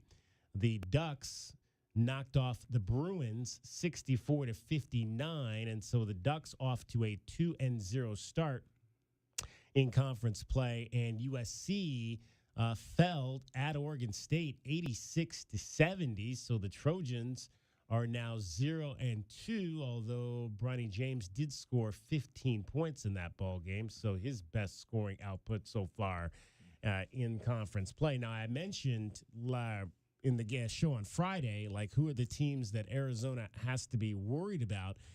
Joe Lunardi has come out with his first projections for the NCAA tournament. He has the Arizona Wildcats as a number 1 seed. Joe Lunardi, a ESPN bracketologist.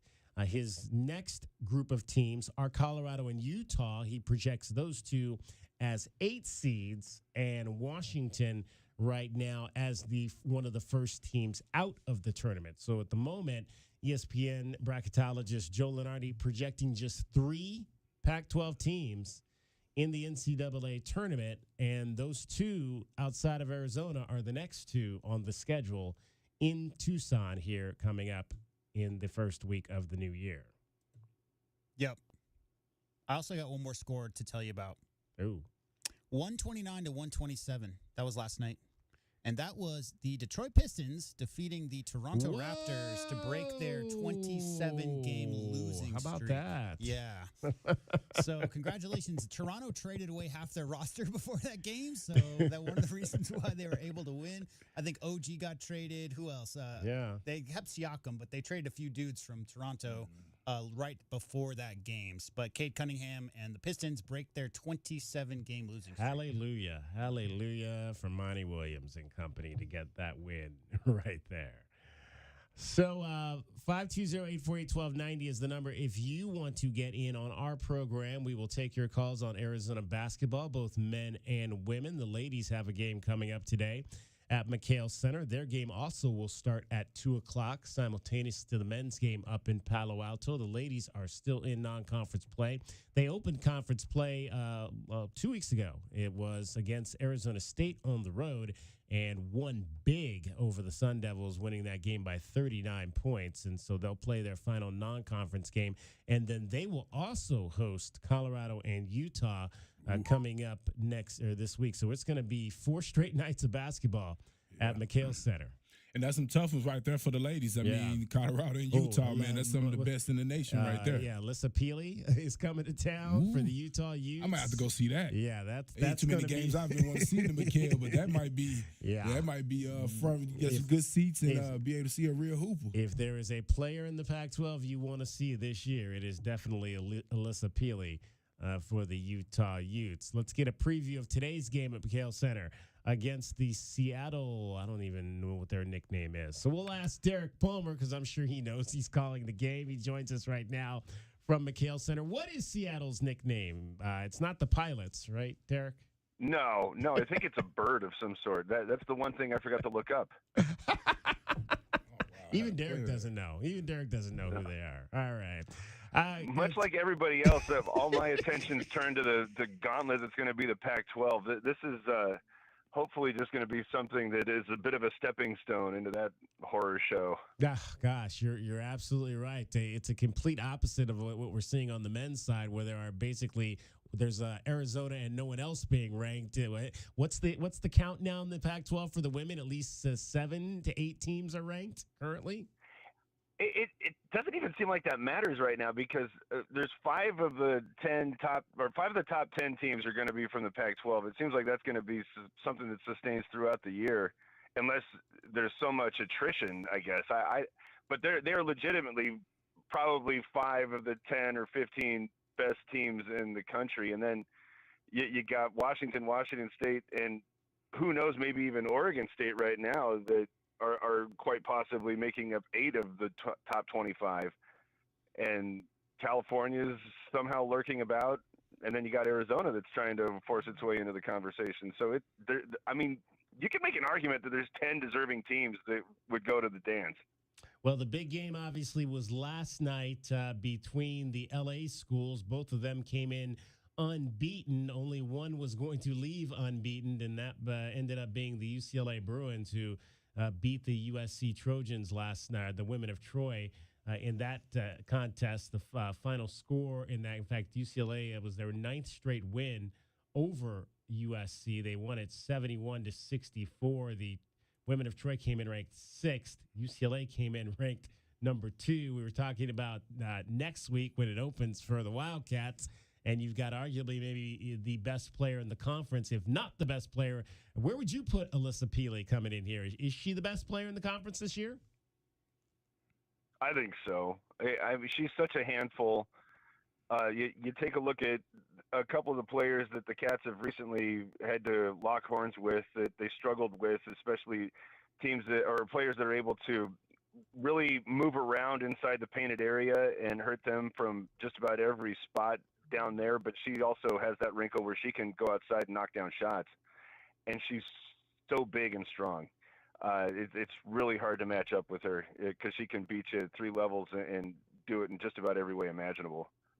Derek Palmer joining us from McHale Center. He'll call today's Arizona women's game against Seattle with tip-off coming up at 2 o'clock. It has been a long layoff for the ladies. They have not played a game since the game in Phoenix 11 days ago on the 20th.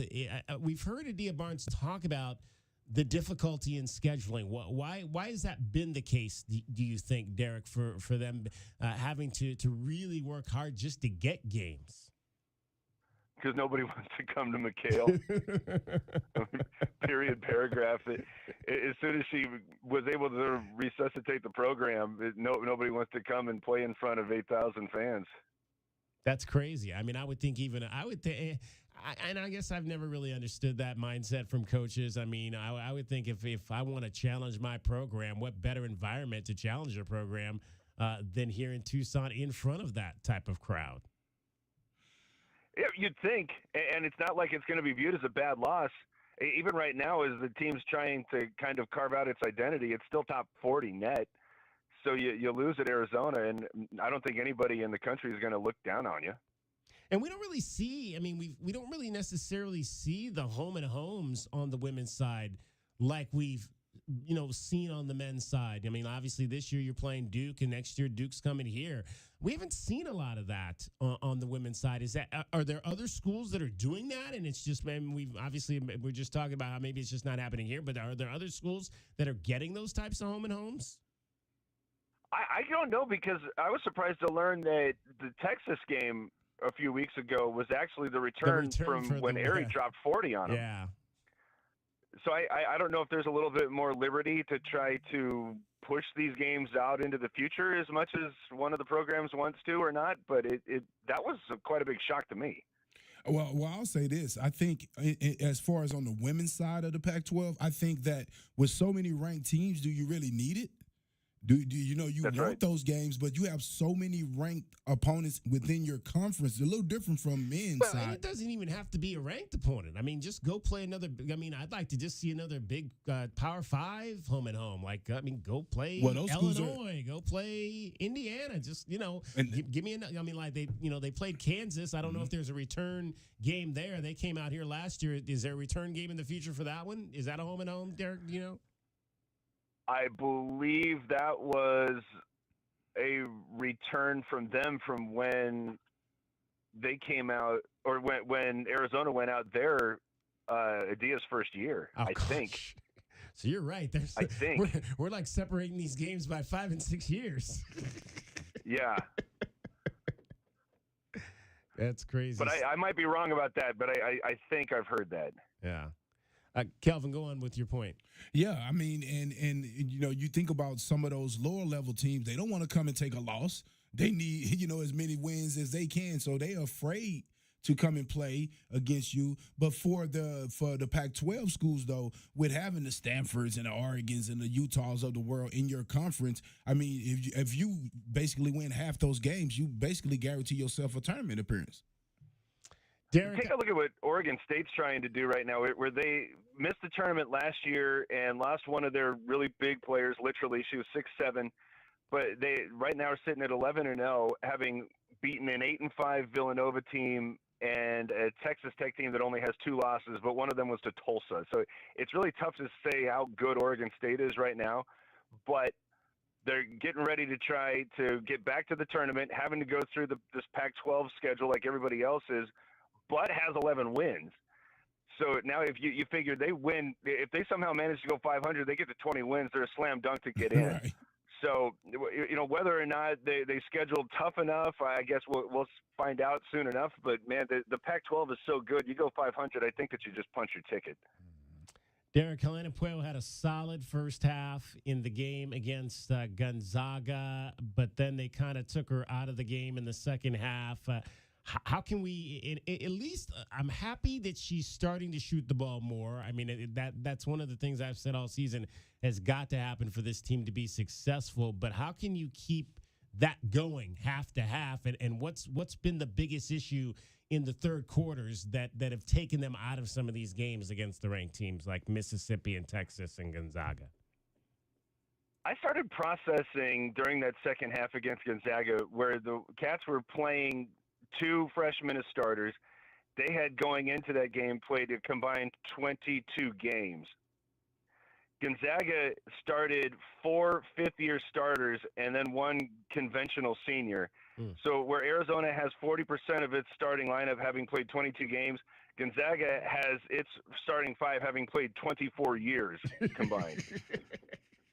And I think that's one of the things that this team is really running into, especially when they're coming into the third quarter, where you're playing these more seasoned teams. They just understand the importance of picking up the energy. And you see the Cats at the end of the second quarter and then that third quarter where they're doing things like waiting for passes to come to them or not going all out to pursue a rebound or something like that. And all of a sudden a 1-point game becomes an 8-point game and then a 20-point game. I don't think that they really understand a lot of these lower classmen that when the other team really starts to find a sixth gear, they got to do it, or they're going to have what happens against Ole Miss, what happens against Texas, especially in those at the end of the second and then the third quarters.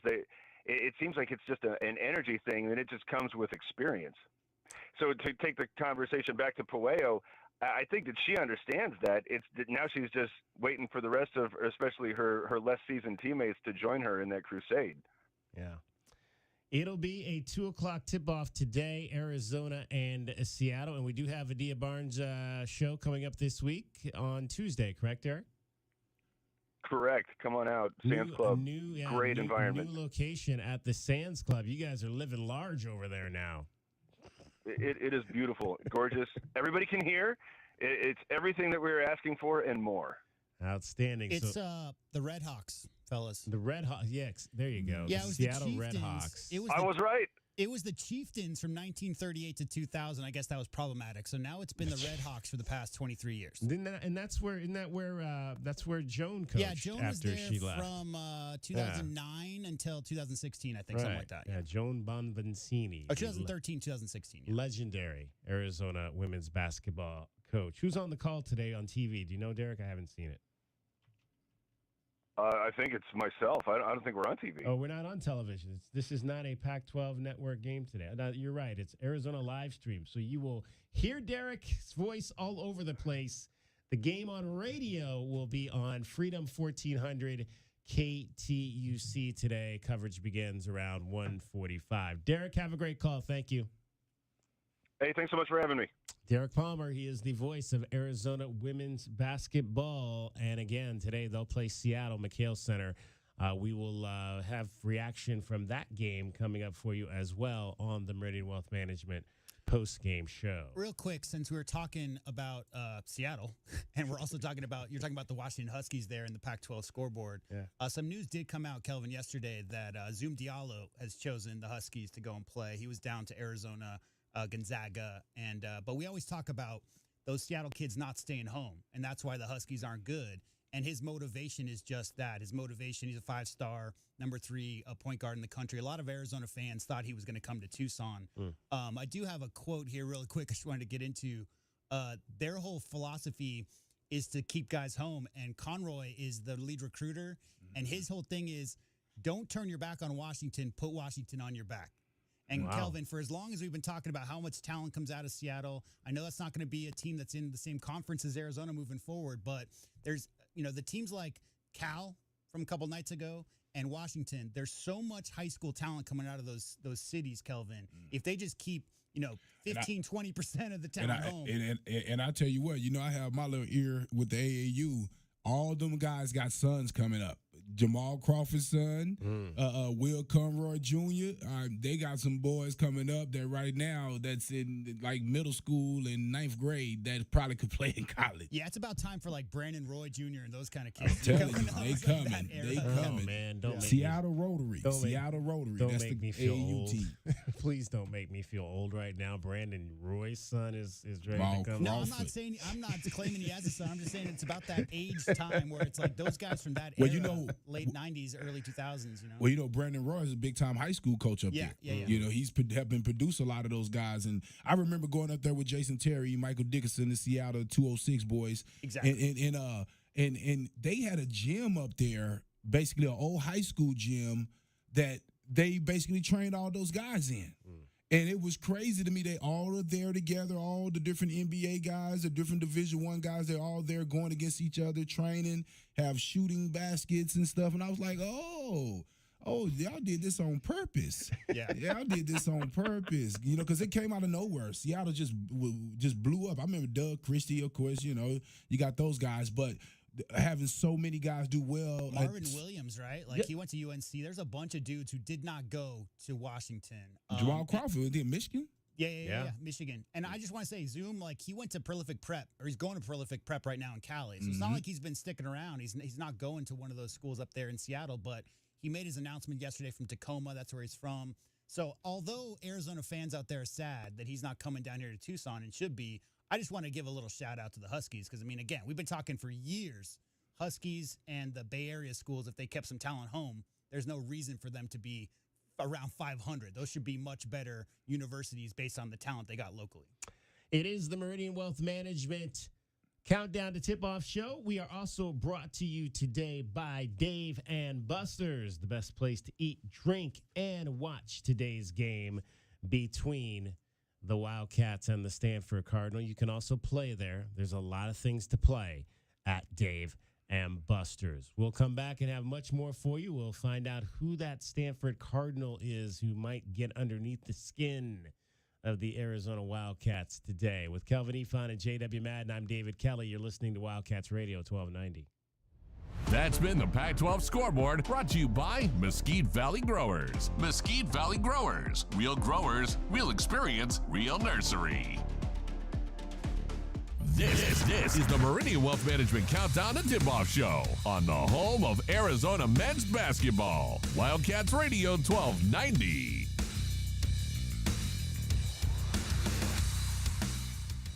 Are you ready to adopt? Come to the Humane Society of Southern Arizona. When you adopt from us, you will save more than one life. You'll also make room for the next pet in need.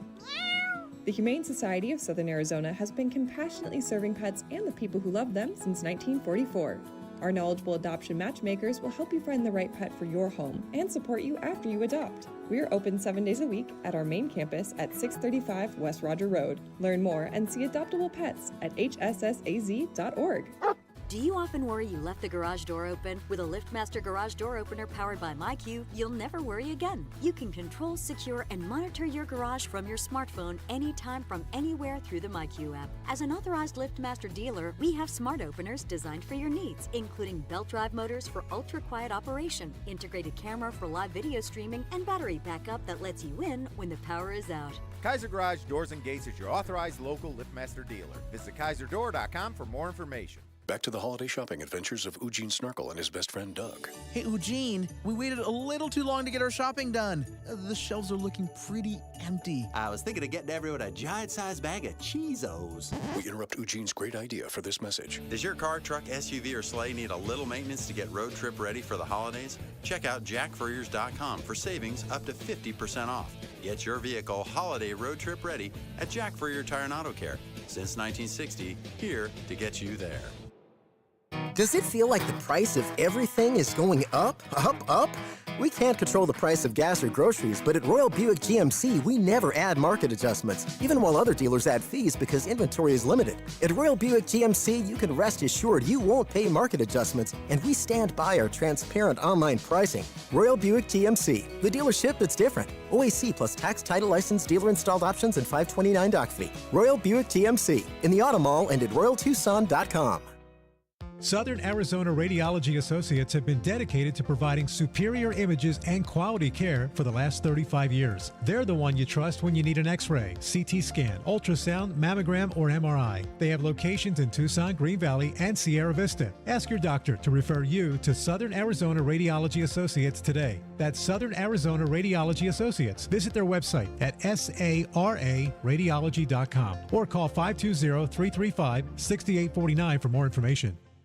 Here's an important message from University Termite and Pest Control. The weather is getting cooler here, and so rodents will be seeking alternative housing. Do you need a professional? Call University Termite and Pest Control, 886-4146. They've been serving Tucson since 1974. You can be assured University Termite and Pest Control will keep you pest-free using the most responsible products and application methods. 28 school districts, 3 hospitals, 2 colleges, 1 university, and thousands of homeowners trust University Termite and Pest Control. You can too. Call University Termite and Pest Control today at 886-4146 or go to bepestfree.com. What up, Tucson? This is Joseph Blair, former Wildcat and assistant coach of the Washington Wizards. When I came to play basketball at the U of A in the 90s, the Tucson community became and has always remained a special part of my life. And this is why I proudly joined the Meridian Wealth Management Tucson Advisory Business Council. If you have financial questions or concerns, please be sure and call my friends Natalie or Ruben Fernandez at 719-1433 or visit online at Meridian Wealth LLC. And as always, bear down, Tucson. Advisory services provided by Meridian Wealth Management, a registered investment advisor. Frog and Firkin, a standout among the bars and restaurants in the university area. Frog and Firkin does what very few pubs can, combine a festive atmosphere and great beer with a menu that could stand on its own in any restaurant setting. A sports enthusiast dream with over 30 TVs, 30 beers on tap, and over 100 import and domestic bottles. Daily drink and food specials, and the kitchen is serving until 10. A standout in the university area. Frog and Firkin. Eat local, support local. frogandfirkin.com. The Meridian Wealth Management Countdown to Tip-Off Show continues on the home of Arizona men's basketball, Wildcats Radio 1290.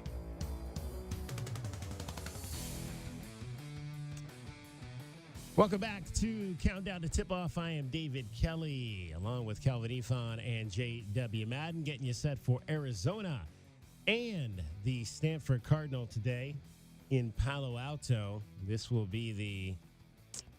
See if I can do arithmetic here. 105th meeting all time between these two teams. Arizona leads the all-time series 72-32. The Wildcats won 20 straight games between these two programs between 2008 and 2020. However, Stanford has won 3 of the last 7 games, including last year at Maples Pavilion when they beat the Wildcats 88-79. And J-Dub played the cut earlier from Umar Balo after that loss, where he said winning in the Pac-12 is hard for sure. So who might be that Stanford Cardinal that gets underneath the Wildcats' skin today? Who is today's Pest of the Game? The Pest of the Game is brought to you by University Termite and Pest Control. Check them out at bepestfree.com. All right, J-Dub, you get to go first today. Who is your pest potential? Well, this is more like because I'd like to see him be a pest. I'm going to go with Andrei Stojakovic. I kind of had a feeling because I love Peja. I love everything about Peja, and I want Andre to be successful up there on the farm. As we heard earlier from Mr. Clarity there, play-by-play guy, he's had some moments where he takes it strong to the basket, he's dunking on people, but we know, Kelvin, that he's going to have that stroke down because you inherit that when your dad shoots it as good as Peja did. We know Andre has to have a little bit of that in him too. So you want to watch out from a guy like that getting confidence early. Kelvin. I'm going to go with Spencer Jones. He's had success against us before, 3-point shooter. He really gets the chance to go against your 4 guy or if and sometimes he can go against your wing guys, and he has a size advantage on them and a shooting advantage on your bigs. And I just think he's a guy that's went off on us before and helped them upset us. So I think he'll be looking to do it again. They've got, it's interesting, if you look through their notes, they've got a thing that they call, a stat they call floor burns. And this was something I guess Jared Haas kind of came up with. He was kind of known for being a guy at Kansas that would dive on the floor. Yes, he was. And that kind of things. And so Spencer Jones has 20 floor burns this year. He leads the team in that category, Kelvin. So that might be a good selection there. Now, the only thing I'll say about this is that something we call fake hustle. Yeah. Okay? Now, if he's not getting to the ball, those shouldn't count. Right, J-Dub? So wait. So you're saying if you dive on the ball floor but you don't get to the ball, it shouldn't count? Shouldn't count. Wow. Because some guys will just be tough. diving. They'll just be diving. I'm telling you, DK, they'll be on the floor all the time. And you're like, but it's like the guys you watch in the NBA and they go for a layup and every time they're on the floor. You're like, bro, get back, get on your feet, get back to defense. Like, land on your feet. Quit. You're going to hurt somebody. Yeah, same with charges, man. Just because the guy's on the ground all the time doesn't mean he's a good defender. There's some guys who beat them to the spot. Other guys are a little exaggerated. I think what you're looking at is a coach who hasn't made the NCAA tournament. How long has he been there? 7 years? Yeah. Never made the NCAA tournament. So as far as trying to get your guys to get down on the ground and get hustle plays, win games. So I get that attitude, but Kelvin's right. I mean, as far as getting floor burns don't always lead to win. Right. I'll say this too. I don't feel bad for Jared because I got in the game. My last game at Arizona was a Kansas game in Sweet 16. I didn't know I was going to football and I was going to stay in football. I thought I was going to come back to basketball, but Jared hit a three. Coach put me in to stay with him, and he hit a three on the top of the key. I always say this every year. I blame Corey Williams a little bit on that because his man screened me, and he's supposed to hedge out. He's supposed to switch for a second until I got back to him. You know, I still hold that against you, Corey, right? Because you cost me some playing time.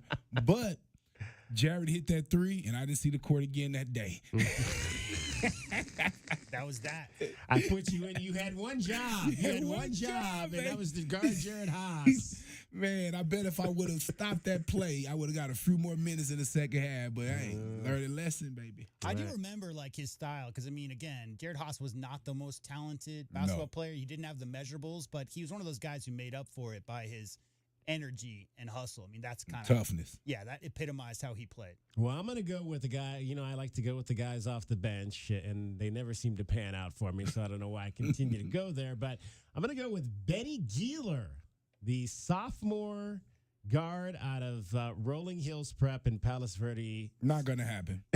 Palos Verde Heights, California, because I knew so many kids at USC that went to Rolling Hills Prep. Okay. So it's a high school that kind of resonates with me. But Benny, and he likes to wear a lot of gold chains, so he just seems like the kind of kid who might get underneath your skin if he starts to get going. And he boosts a 3.5 to 1 assist to turnover ratio. Yeah. So second on the team in assists. He only plays 16 minutes a game. Yeah. So Benny Geeler, I hope I'm pronouncing his name correctly, is going to be my pest of the game today.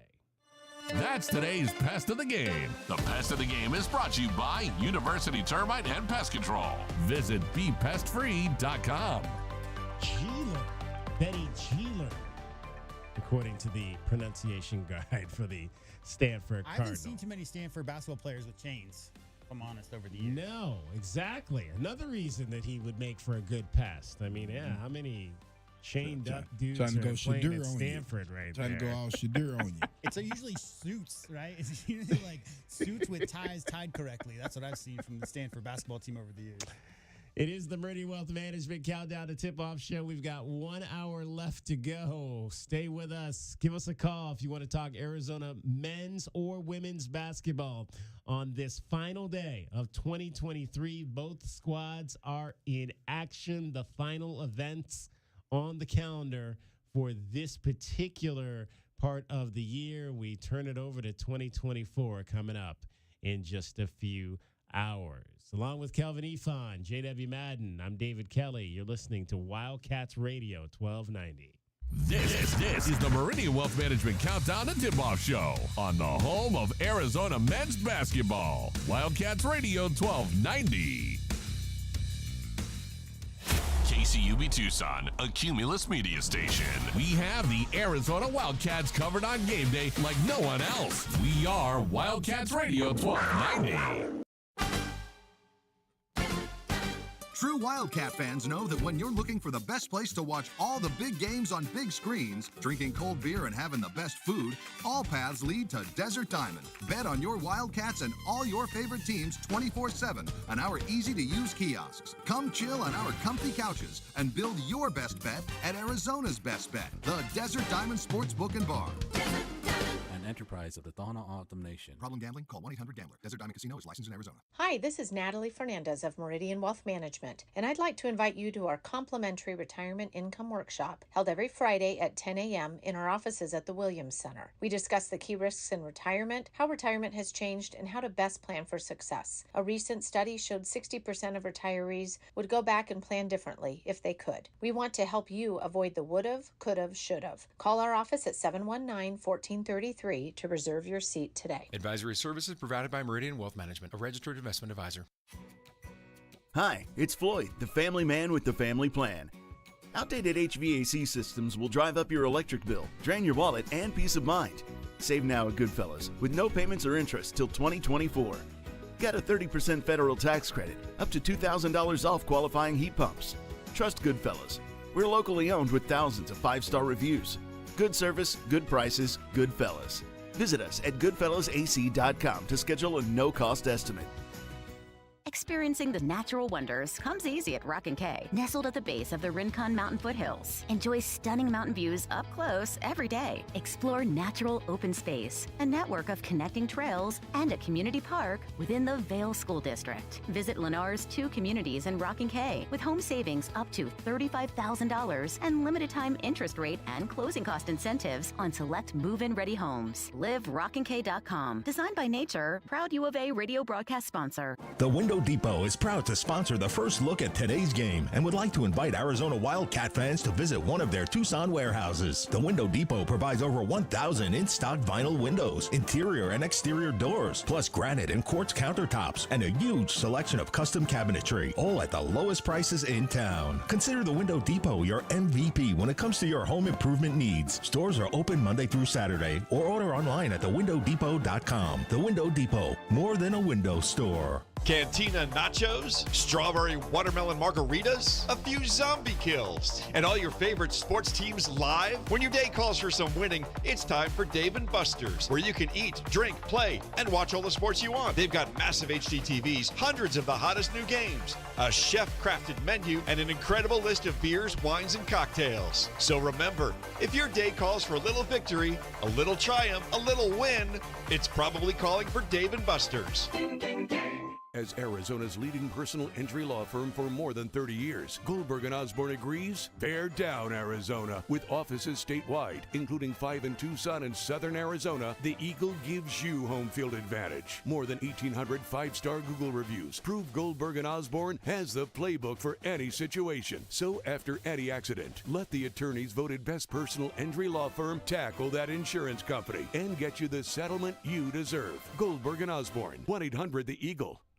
Here's an important message from University Termite and Pest Control. The weather is getting cooler here, and so rodents will be seeking alternative housing. Do you need a professional? Call University Termite and Pest Control, 886-4146. They've been serving Tucson since 1974. You can be assured University Termite and Pest Control will keep you pest-free using the most responsible products and application methods. 28 school districts, 3 hospitals, 2 colleges, 1 university, and thousands of homeowners trust University Termite and Pest Control. You can too. Call University Termite and Pest Control today at 886-4146 or go to bepestfree.com. The Meridian Wealth Management Countdown to Tip-Off Show continues on the home of Arizona men's basketball, Wildcats Radio 1290.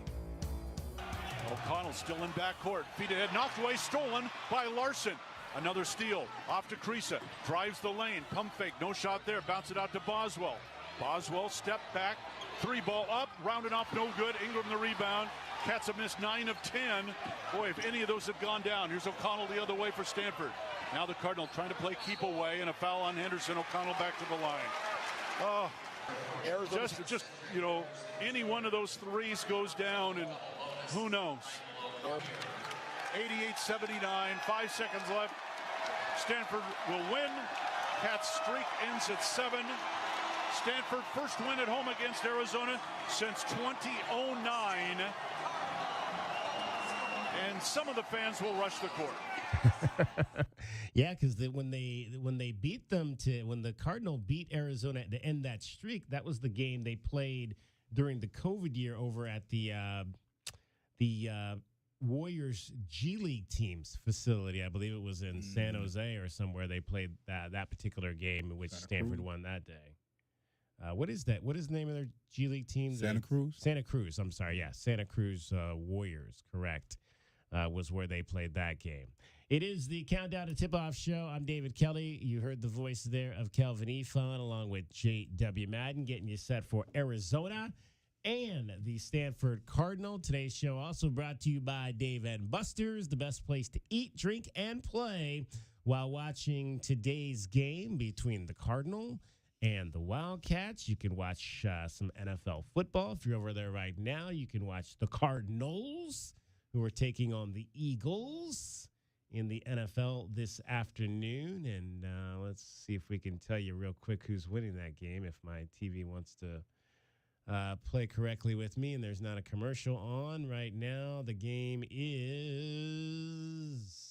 come on, leave that screen, 14-6 in favor of the Eagles over the Cardinals right now on your scoreboard. Real quick, talking to Derek Palmer, talking about how hard it is to get those Power 5 teams. Yeah. I had to look it up. One time they've played Connecticut, and that was in the Final Four. Yeah. With Erie. Right. 3 times they've played Tennessee. 3 times. So the traditional Stanford, obviously, they've played 90 times. Yeah. But Connecticut, Tennessee, right, a total of 4 times, they've never played South Carolina. Wow. So, like, you're talking about some of those teams that are in the upper echelon, that come to the forefront when you're thinking about women's college basketball at this level in this era. Arizona's played 4 times against those 3 schools ever. Yeah, so it doesn't happen. Does not happen a lot. No. Does not happen a lot. Looking forward to Baylor being on the schedule more. Obviously, they've been a perennial power. When the team moves to the Big 12, there'll be some good matchups there as well. We were talking about our pest last hour. This young man did not make the list, but I figured we would shout him out because he's got some pretty serious Cardinal bloodlines. James Keefe is on this club, 6'9", 240. JW mentioned his dad in our interview, I believe, with Troy Clardy, Adam Keefe, who played 9 years in the NBA. His mom, of course, is Kristen Klein, who was a Stanford All-American, 4-time Stanford All-American volleyball player who played for the U.S. Women's National Volleyball Team in the Olympics. And so he's, and not to mention, he is the reigning Pac-12 Scholar Athlete of the Year, James Keefe, out of Loyola High School in Los Angeles. It's hard to, say top 5, top 10 players from my lifetime in the conference, but Adam Keefe is in the conversation for one of the most complete basketball players I ever saw play in this conference. His son, James, he's in his 5th year. So he's a 5th-year senior. I think the highest points he's ever averaged in a season is 5. Yeah. So it's not like he's that guy, but clearly with the ability, clearly a smart young man as the Scholar Athlete of the Week. Don't ask Arizona State if he's not that guy. He knocked them out of the Pac-12 tournament last year with that shot at the buzzer. So he clearly can play. Obviously, great family. His 2 sisters won 3 national championships playing volleyball at Stanford. He has another sister who has chosen to not follow. She went to Duke. Everybody went to Stanford, and you decide you want to go to Duke, man. She's like, I'm carving out my own path. Well, Duke is the Stanford of the East, isn't it? I don't know. Feel like she was trying to get as far away as she could. Apparently. I don't know if Duke can play any volleyball, but I think one of Michael Strahan's daughters might play volleyball down there as well. So maybe they are. You want to hear some stats for Adam Keefe? Yeah. He kind of overlapped a bit with Sean Elliott, Gary Payton, those guys towards the end of their careers. But as a senior, 21.5 points, 9.5 rebounds. I'm sorry, as a junior, 21.5 points, 9.5 rebounds. As a senior, 25.3 points average per game, 12.2 rebounds. 25 and 12 average. You don't see that. I mean, that's a very rare stat line at this level. College basketball, Kelvin, 25 points and 12 rebounds a night, right? That's getting it done. We joked earlier this year with Casey Jacobson, obviously, about this rivalry. He's an analyst on the Pac-12 network, also does some games nationally, I believe, for Fox as well. And, I mean, there's been some, and JW talked about it, there's been some great games in this rivalry. Is there one that stands out for you, J-Dub? And is there one game that just kind of maybe resonates between Arizona and Stanford? I think you will remember the bad ones more than the good ones, I think. So maybe the Tiger game. You're like Brian. That's what he said. Well, I remember the losses more than I remember the wins. It's just that when you're talking about rivalries like this, Stanford and Arizona and UCLA won every single conference championship from 86 to 95. They were going back and forth, those three teams. Obviously, Stanford with their late success in the late 2000s, but yeah, I mean, it's always the last second shots that I remember most. And so probably that game at Maples where Tiger Woods was on the sideline. That's the one I remember most probably. Is there a Stanford game for you, Kelvin? Oh, yeah. I was on the bench with Damon Stoudemire my freshman year. And Damon went bananas on them boys. I mean, he came down and did a move where he went behind his back. I think you can go back as one of his highlights. He went behind his back twice. I've seen that play. Bam, bam. Yep. The dude fell on the ground. Damon looked at him and then hit him with that lefty butter. Just swish, man. It was just exciting, man. And the layup lines in their gym. They have the bounciest gym in the conference. When I tell you that court right there was made to play volleyball, man, because you could just do any kind of dunk you want off that floor. I think it had like some extra springs or something under there. Well, I think maybe the best pregame speech as a basketball manager at USC, the best pregame speech I ever heard George Raveling give was before a game at Stanford, where he basically he pulled out the line, "You're gonna let some bleeps with 1,300 on the SAT kick your bleep." Yeah. And we went out and lost by 30. Oh, yeah. Those bleeps with the 1,300 also what? Kelvin were like 6'9", 240. Like those were big boys back then. Best in the nation. They could play. That was those were some good teams back in those days. All Todd right. Lichty is a guy we haven't talked about, man. But Todd Lichty, that was he talk about a pest. Oh my gosh. He was when you talk about guards from my era, him and Gary Payton were at the top of the list of guys that that were just like you absolutely did not want to see, did not want to have to face, did not want to have to watch because they would beat your butt every time. We talked about this in the pregame for Cal, but Kelvin's right. I mean, there's so many like Brevin Knight type dudes at Stanford over the years who you remember because those are the guys who generally are taking all those big shots, late shot clock or whatever. They've always had some 6'1" jitterbug bug guards, but Todd Lichty, as far as I'm concerned, is the best guard I ever saw play. No disrespect to all those guys down that list, but Todd Lichty was a menace, man. That guy was one of the hardest playing, come try to stop me type dudes I ever saw. So yeah, that was such a great era too, because you're talking about Don McClain, Sean Elliott, Gary Payton, all those guys, and Lichty might be one of the forgotten names from that era, but definitely deserves to be in that conversation. Todd Lichty on the men's side, and then I'll tell you, one of my favorite women's players I loved to watch during my years in the Pac-12 in school was Stanford guard Jennifer Azzi, man. Oh, yeah. She was just sweet to watch on the floor. Sweet to watch on the floor. I think she's the head coach now at the University of San Francisco. All right, let's find out if we can win some money on this game today. Tucson, what are some of today's best bets? Will the Cats beat the spread? It's time to look at some of today's best bets. Brought to you by Desert Diamond Sportsbook, Arizona's best bet.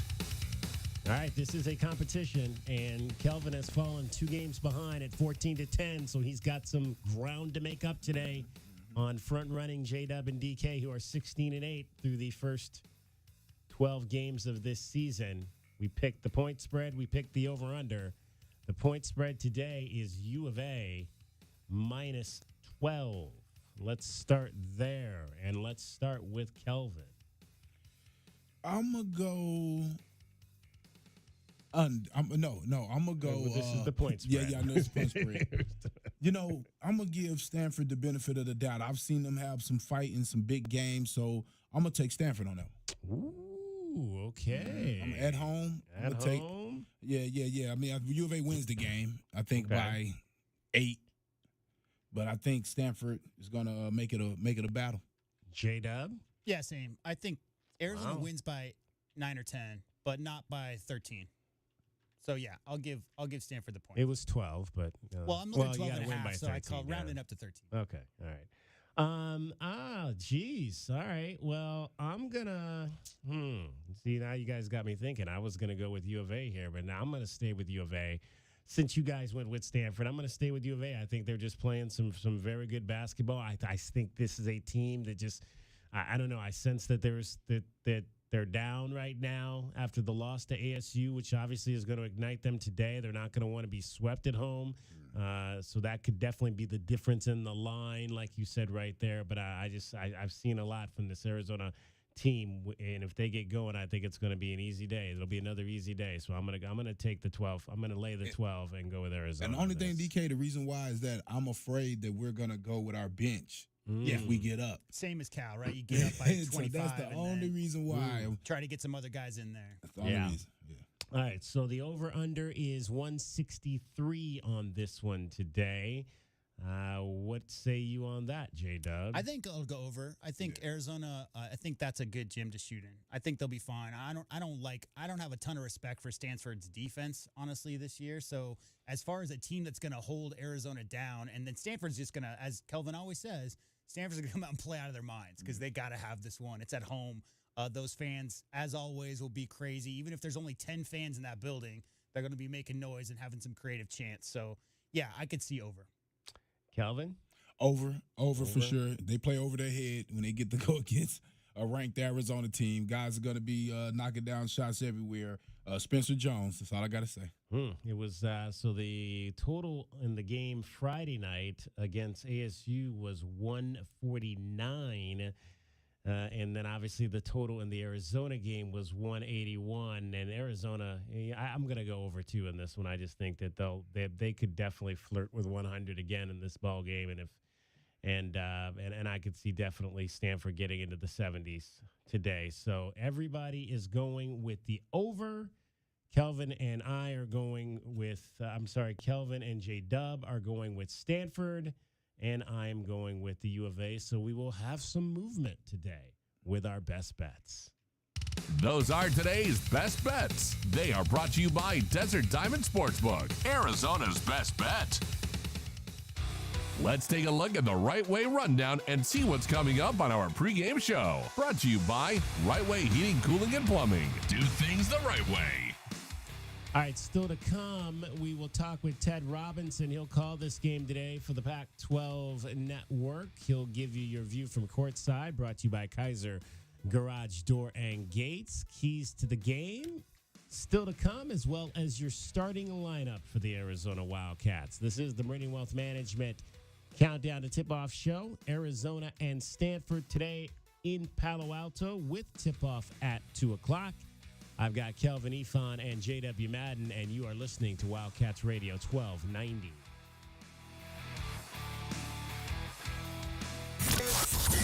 This hour of the Meridian Wealth Management pregame show is brought to you by Broadway in Tucson, Dave & Buster's Tucson, Dorado Rock, First Choice Pools, The Good Feet Store, Jack Furrier Tire and Auto Care, O'Reilly Chevrolet, Ram Plumbing, Restaurant Supply Store, Right Way Heating, Cooling, and Plumbing, Rocking KA Master Plan Community Design by Nature, University Termite and Pest Control.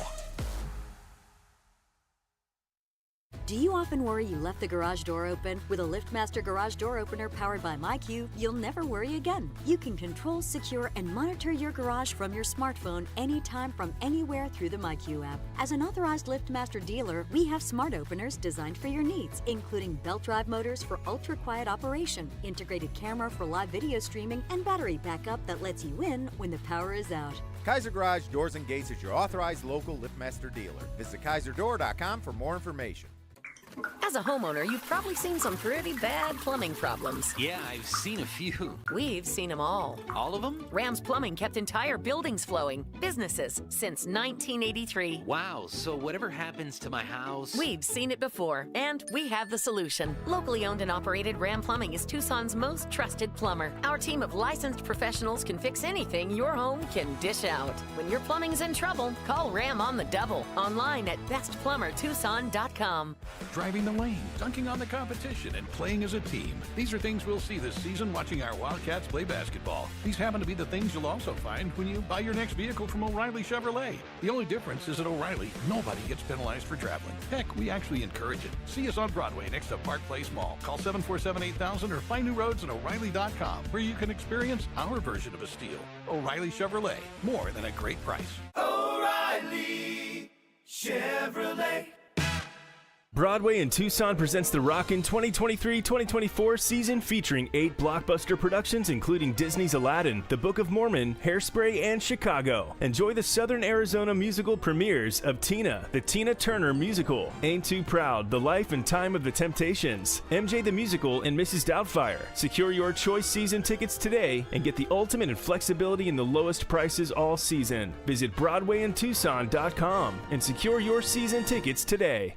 The universal truth of women's shoes. The cuter they are, the more they hurt. You have to put your best foot forward, and if your best foot is an ugly shoe, oh my goodness. Lisa Ann thought she had to choose between looking good and feeling good, until she got fitted for arch supports at the Good Feet store. Now I can wear the shoes that I've picked out because I like the way they look, not because they were comfortable. Good Feet relieved her pain and her fashion dilemma. Stop by or schedule your free fitting at goodfeet.com. Go to the Good Feet store at 4811 East Grant Road or at goodfeet.com. Back to the holiday shopping adventures of Eugene Snarkle and his best friend Doug. Hey, Eugene, we waited a little too long to get our shopping done. The shelves are looking pretty empty. I was thinking of getting everyone a giant-sized bag of Cheezos. We interrupt Eugene's great idea for this message. Does your car, truck, SUV, or sleigh need a little maintenance to get road trip ready for the holidays? Check out jackfurriers.com for savings up to 50% off.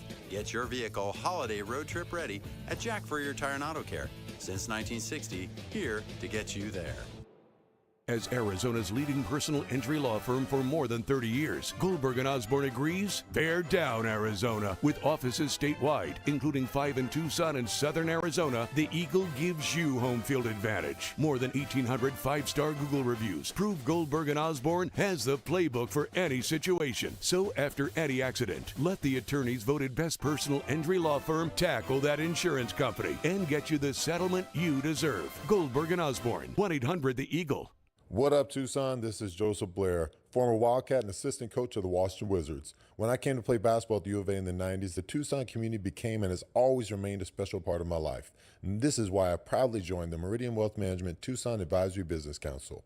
If you have financial questions or concerns, please be sure and call my friends Natalie or Ruben Fernandez at 719-1433 or visit online at Meridian Wealth LLC. And as always, bear down, Tucson. Advisory services provided by Meridian Wealth Management, a registered investment advisor. The Meridian Wealth Management Countdown to Tip-Off Show continues on the home of Arizona men's basketball, Wildcats Radio 1290. It's time now to take you down the front row of the arena. A view from courtside is brought to you by Kaiser Garage Door and Gates. Kaiser, celebrating 25 years serving Southern Arizona.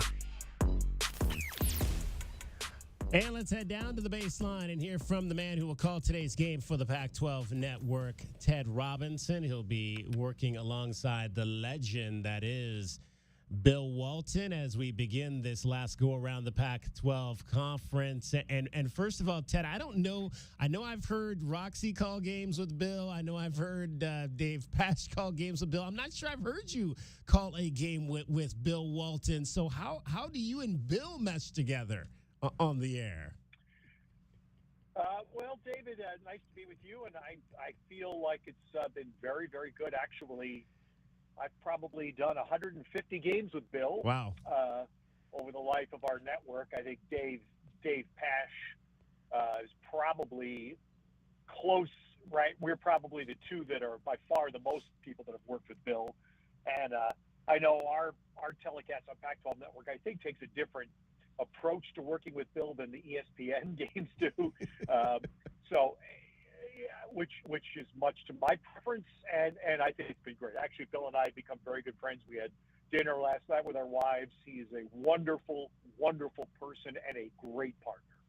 When you look at this game today, obviously Stanford knocked off Arizona last year at Maples Pavilion. We've been talking about that on our show today, and one of the things that Umar Balo said after that game was that it's hard to win in the Pac-12 conference. Where do you see this Stanford program right now coming off that very difficult loss against ASU, a game in which, on paper, they pretty much dominated the Sun Devils, but just could not get it done in the end? Yeah, they're down, David. I mean, and you have to be after losing the way they lost Friday night. And unfortunately, that's been too common a theme for Stanford in recent years, is especially really last year, the inability to close out games. I mean, they're up 10 on their home floor with 5 minutes to go against a team that really isn't a standout team. And Stanford scored 4 points in the last 5 minutes of the game on their home floor. And that's just, again, it's been too common a theme. So they're down. They have an experienced team. They have a lot of players that have played together for a couple of years, which in the present moment of college basketball is unusual. And unfortunately, what they struggle to do is to get the sum to equal the parts. The parts look pretty good, and there hasn't been enough proof that they can get that sum to work. And that's why, unfortunately, that's why Stanford has not been in the NCAA tournament in a long time.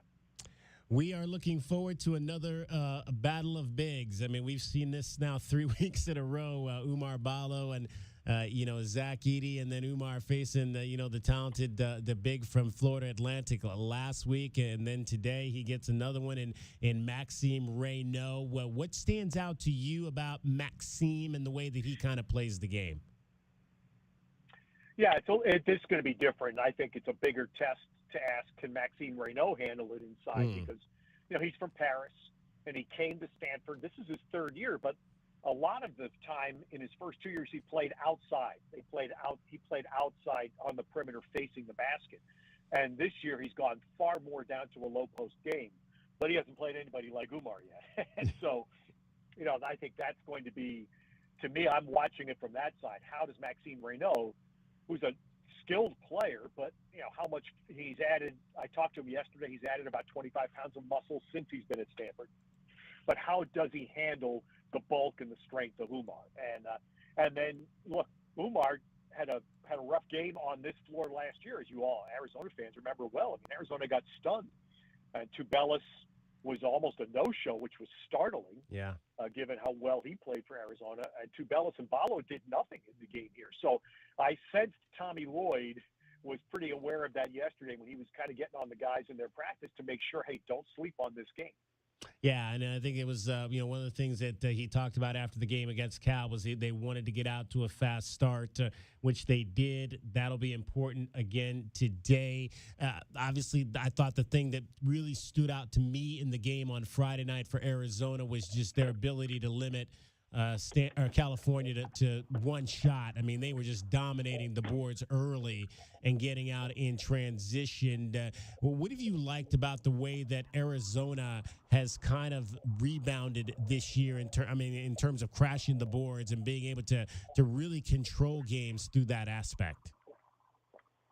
Sure. Yeah, David, you're right. It's much better. Everybody has seen it. And, of course, what we've seen from Arizona is their ability to step up their defense and their rebounding against an incredibly tough non-con schedule and playing on the road, playing a true road game at Duke early on and winning, which very few teams in college basketball are doing. I mentioned this during I was at the UCLA Oregon State game Thursday night, and I mentioned that in the entire non-conference season, the Pac-12 teams combined to play a total of 11 true road games. 11. That's insane to think that. Right. USC was the only team that played 2. Yeah. The Cats played the one at Duke. Two teams in the league, Oregon State and Washington State, did not play a true road game at all in the non-con. So it's something that Arizona showed the other night against a team they were clearly better than in Cal. And something they will hope to repeat today because they're clearly better than Stanford. But can you play that way on the road? The only other thing I'll tell you today, very much like the game they had at Cal, is you're not going to have a fierce crowd facing you. Yeah. This will, I think, will be, it'll be a decent turnout, but it's not going to be fierce. The 49ers are playing right now. That's going to curb the crowd. There's no students, obviously. So, Arizona's not going to face the kind of crowd they faced at Cameron. We've been talking a little bit today, and we're talking with the man who's going to call this game today, Ted Robinson with the Pac-12 Network. It's our View from Courtside, brought to you by Kaiser Garage Door and Gates. Kaiser celebrating 25 years of serving Arizona. We're anxious to kind of see Andrei Stojakovic today. Everybody's kind of in the studio, watched his dad play in the NBA. I'm sure you talked to Jared Haas. How does Jared feel about what the potential for Andrei is going to be at Stanford? Well, it's outstanding. They're very high. I mean, that was a great get for Jared Haas, who actually, with all the conversation about Stanford's record and my point that, the sum hasn't always equaled the parts, he's been able to get some really good parts in. There's some talented players that Jared has been able to recruit to Stanford, and Stojakovic is the latest example of it. I've seen them play twice in person, David, and the second game, Stojakovic played terrifically. Moved the ball, good basketball sense, good basketball smarts, and can shoot. Peja has been at every game but one, and I had a chance to have a pretty good conversation with Andre after a game a couple of weeks ago, and he said, after every game he gets in the car with Dad, and they go back and they talk about the game, so that it's, constructive critiques, he said, but Dad is there, and Dad watches, and Dad, is almost, in a sense, a second coach for his son. So that's great. Look, Stanford lost Harrison Ingram to the transfer portal. He was a player that Stanford thought, came in with this huge reputation. They thought was going to be a one-and-done NBA guy. He didn't play that way for Stanford. With him leaving in the transfer portal, I think they look at Stojakovic as being the next guy that can stay for 3 years and become, as his game grows, the player they build their program around. And obviously they've got to, we've kind of, one of the things we said about Arizona is that we've got some new parts here where you've got the two grad transfers that have come in Caleb Love and Keyshawn Johnson. And it takes time for, new players to kind of get in tune with the guys that are the holdovers. And it seems like Stanford is going through a lot of that same thing with their two grad transfers as well, and Jared Bynum and Michael Jones. Is that the sense that you get from looking at this team and talking to Jared, is that they're still kind of trying to figure each other out? Well, I think I would say, David, maybe less than most other teams. Against Stanford, much of their team has returned. Bynum is the one big addition because he took over a point guard, and that was a position Stanford had been a little short at the last few years. And they brought Bynum in to be a one-year guy, and he has been a big improvement for them at the point guard position. His assist numbers right now rank nationally. The other new player that is just starting to play is a guard named Kanan Carlisle. You'll see him. He's from Atlanta, and he was late getting going because he had an eligibility issue within Stanford, and that's long been the case at a school with the academic prestige of Stanford. And Carlisle had to go through the first quarter at Stanford, and exams and have his grades posted before he was cleared to play. So this is only going to be his fourth game, but he's a guy that they, as a freshman, he's in that Stojakovic mold where they think this is a guy that if he stays here, we can build around him. But basically everybody else is back. And the player that has not yet played to his level is a fifth-year guy, Spencer Jones, who sampled the NBA waters, decided to come back for one more year at Stanford.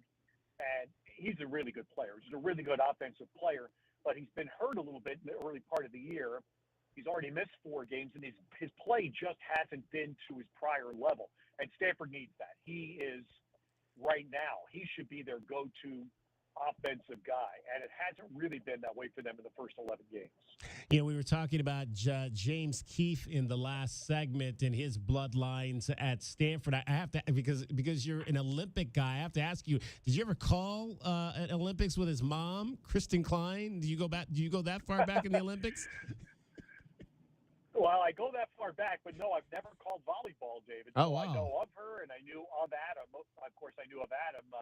I had worked at Stanford actually before Adam. I was working there when Adam was being recruited by Mike Montgomery, and Wow. he was really the first foundation player that Mike was able to recruit, and was a huge player in the growth of Stanford basketball. So what James has done has been terrific, because he's not, it's very clear he's not the player his dad was, but he's been a good role player at Stanford. He has his degree, and he's been interning the last 2 summers at KKR, this massive financial firm.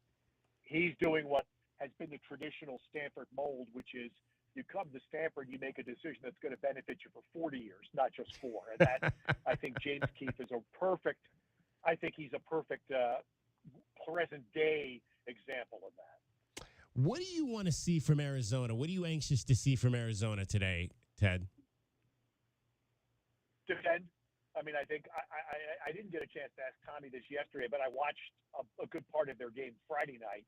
I was bouncing back and forth, and Arizona just crushed Cal in the first half. And the second half, what you don't know is, did they keep up their intensity to that level, or did they just get into a basket trading mold, which Arizona can do when you're up 20. They're good enough that they can trade baskets, and they're not going to lose the lead, which is what they did on Friday night. And Cal scored a ton of points. I forget the exact number, but I think they scored almost 50 points in the second half. 50. That's 55, I would say that if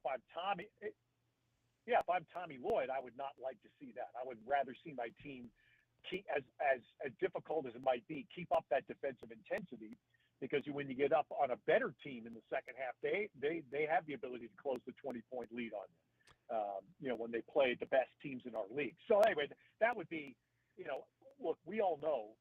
I mean, my gosh, the game last Saturday was one of the best basketball games you could ask to watch. And the ending, of course, went against Arizona. But the game was just fabulous. And it was the first time Arizona's lost a game under Tommy when they scored 90. So the point is they get points.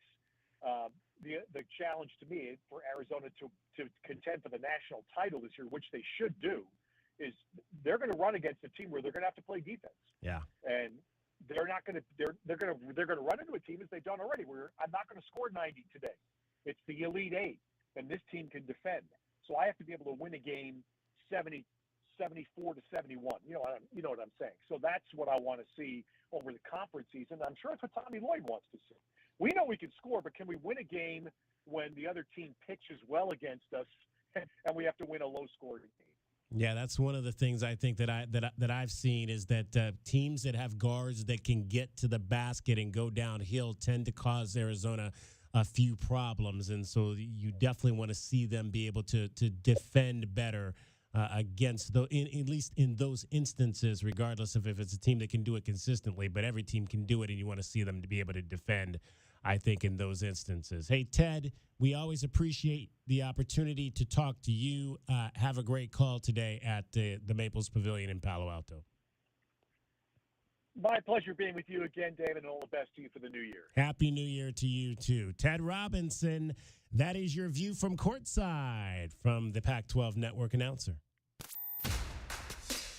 We hope you enjoyed your view from courtside. It was brought to you by Kaiser Garage Door and Gates. Kaiser, celebrating 25 years serving Southern Arizona. All right, 520-848-1290. One chance left for you to get in on the program today, 520-848-1290. We've got one more segment to go. We'll have your keys to the game. We'll get your starting lineup for the Arizona Wildcats and a few more thoughts as we get you ready for Arizona and Stanford. Along with Kelvin Efon, J.W. Madden, I'm David Kelly. You're listening to Wildcats Radio 1290.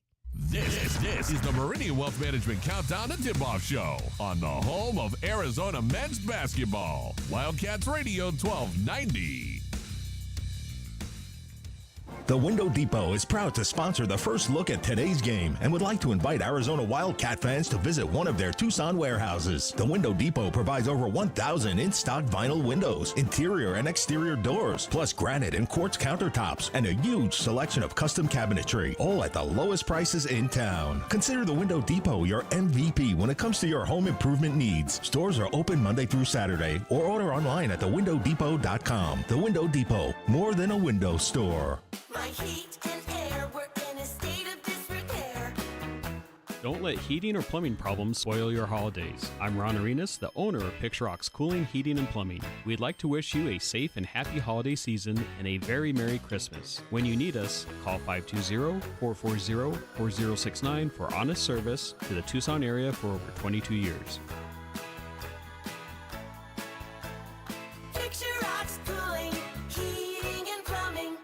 Hi, this is Natalie Fernandez-Lee, President of Meridian Wealth Management. As a fiduciary investment firm, our clients have trusted us to guide them down their financial paths for decades.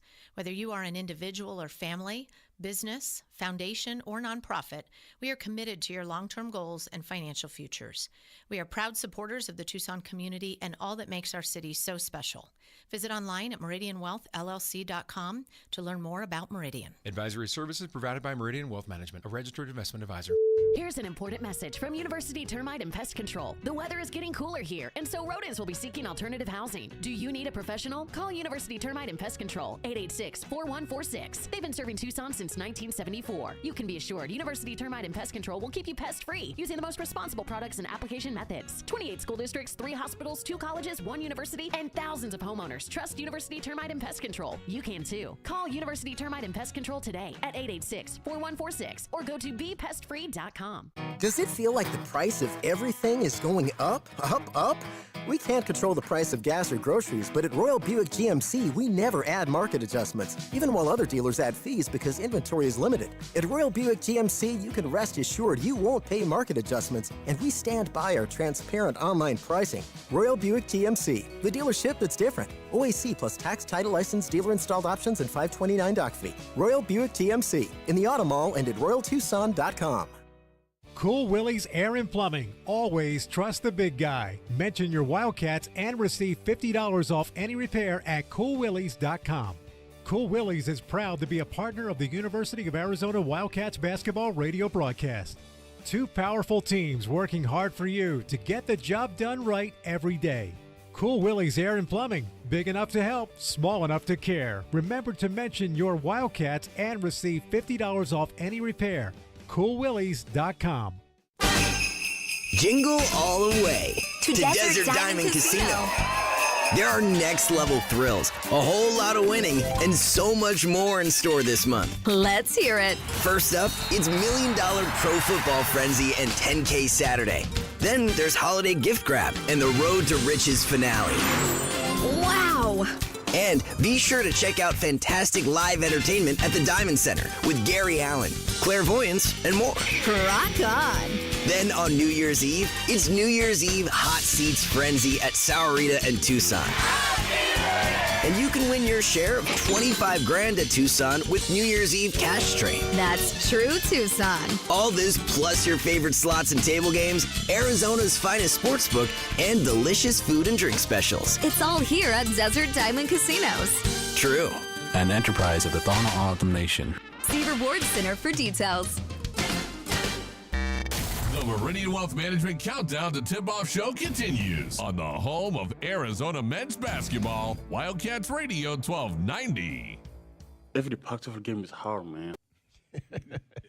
Every Pac-12 game is hard. You tell them, Umar Balo. And game number 2, it's funny. I was thinking about this last night. I was like, man, after the first night, I was like, man, we still got 19 more Pac-12 games to go. We aren't even halfway through this season, and it seems like that gauntlet made you feel like you've played like about 15, 16 games already, but you've actually only played, 11 or 12 going into game 13, and you got 20 Pac-12 games. Well, that last week, on right, the schedule. That last week alone, those 3 games in that 7-day stretch felt like a month. Yeah, it did indeed.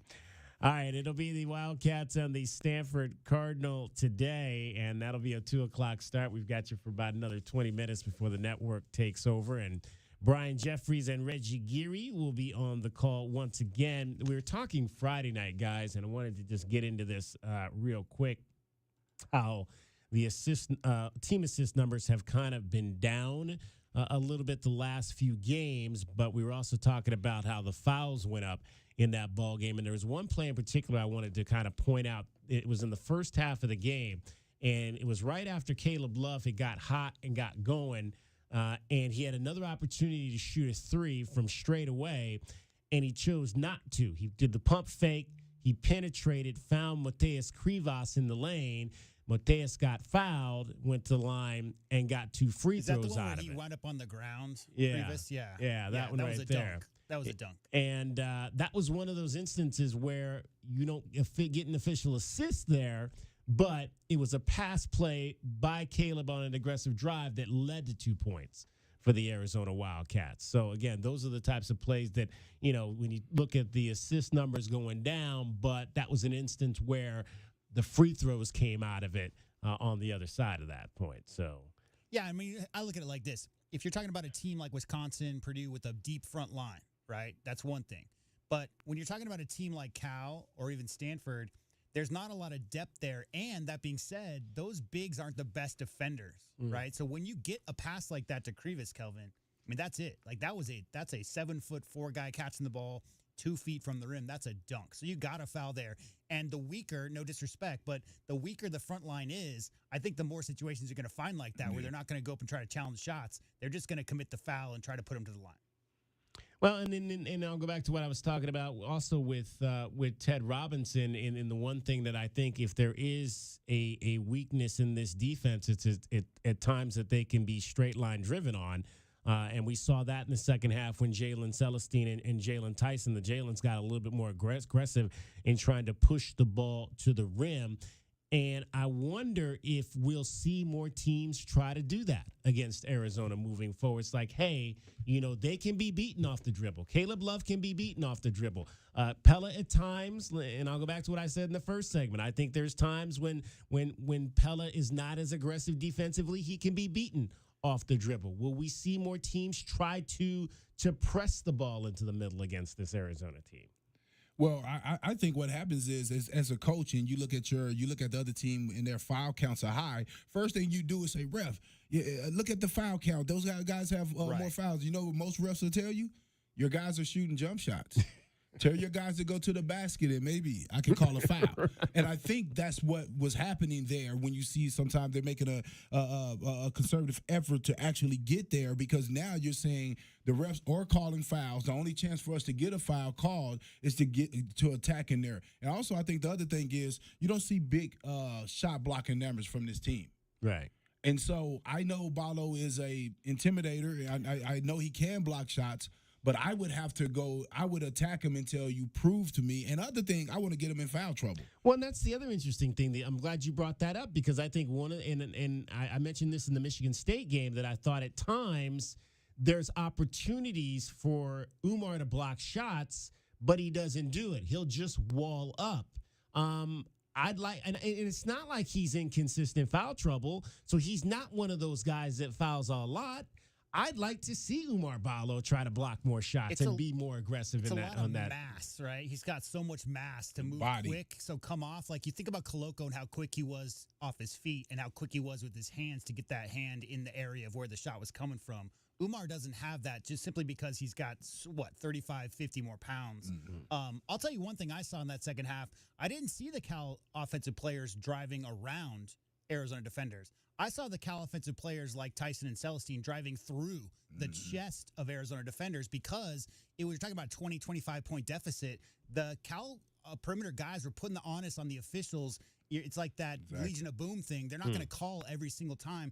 Cal guys were initiating contact with some elbows, a little bit of hip stuff, shoulders, getting the Arizona defenders off of them more so than quicker foot speed to get around Arizona guys.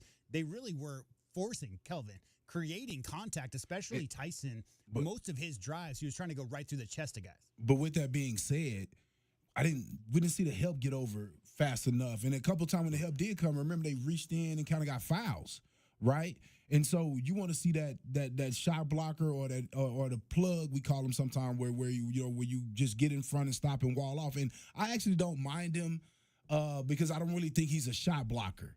And I think when he actually goes for the shot blocks, he get in early foul trouble.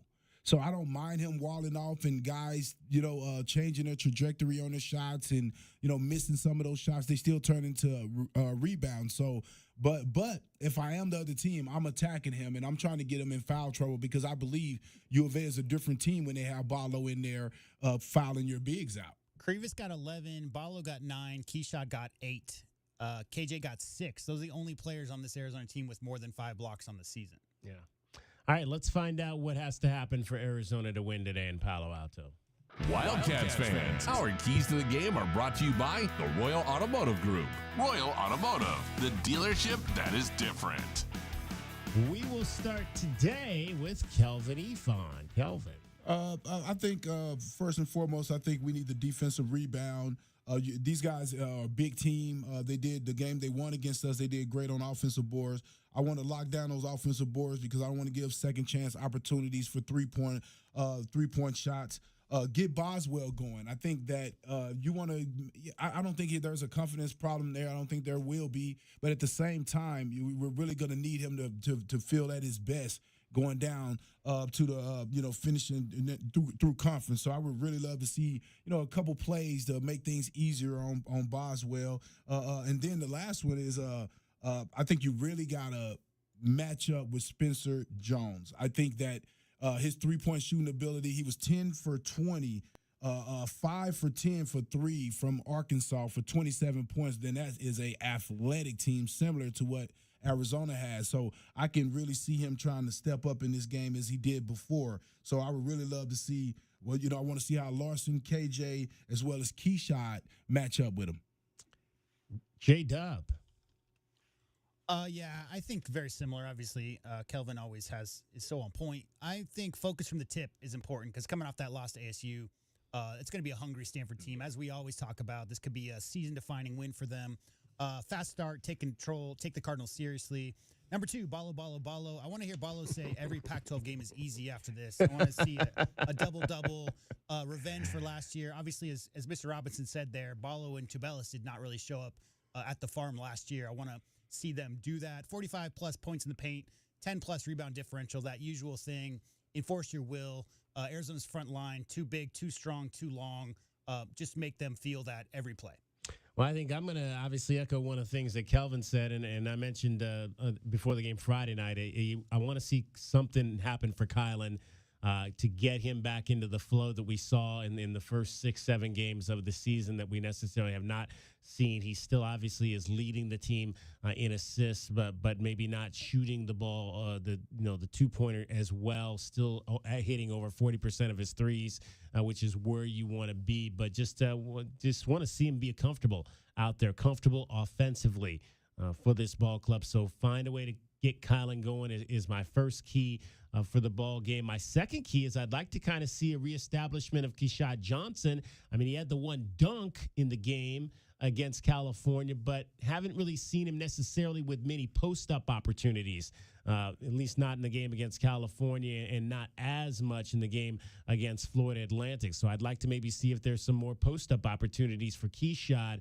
to get him back into the flow offensively as well. His scoring numbers have been down a little bit the last few games. And I want to see a more, I'll go back to what I said at the top of the show, I want to see a more consistent Pella Larson. I think he's kind of been up and down through these games. I'd like to see Pella begin to put back-to-back to really solid all-around games together, and I think that's the key. He continues to be the key for me for Arizona. How this team flows is how he kind of plays as well. So I want to see Pella continue to play well. Those are the things we believe that the Wildcats need to do to win today in Palo Alto.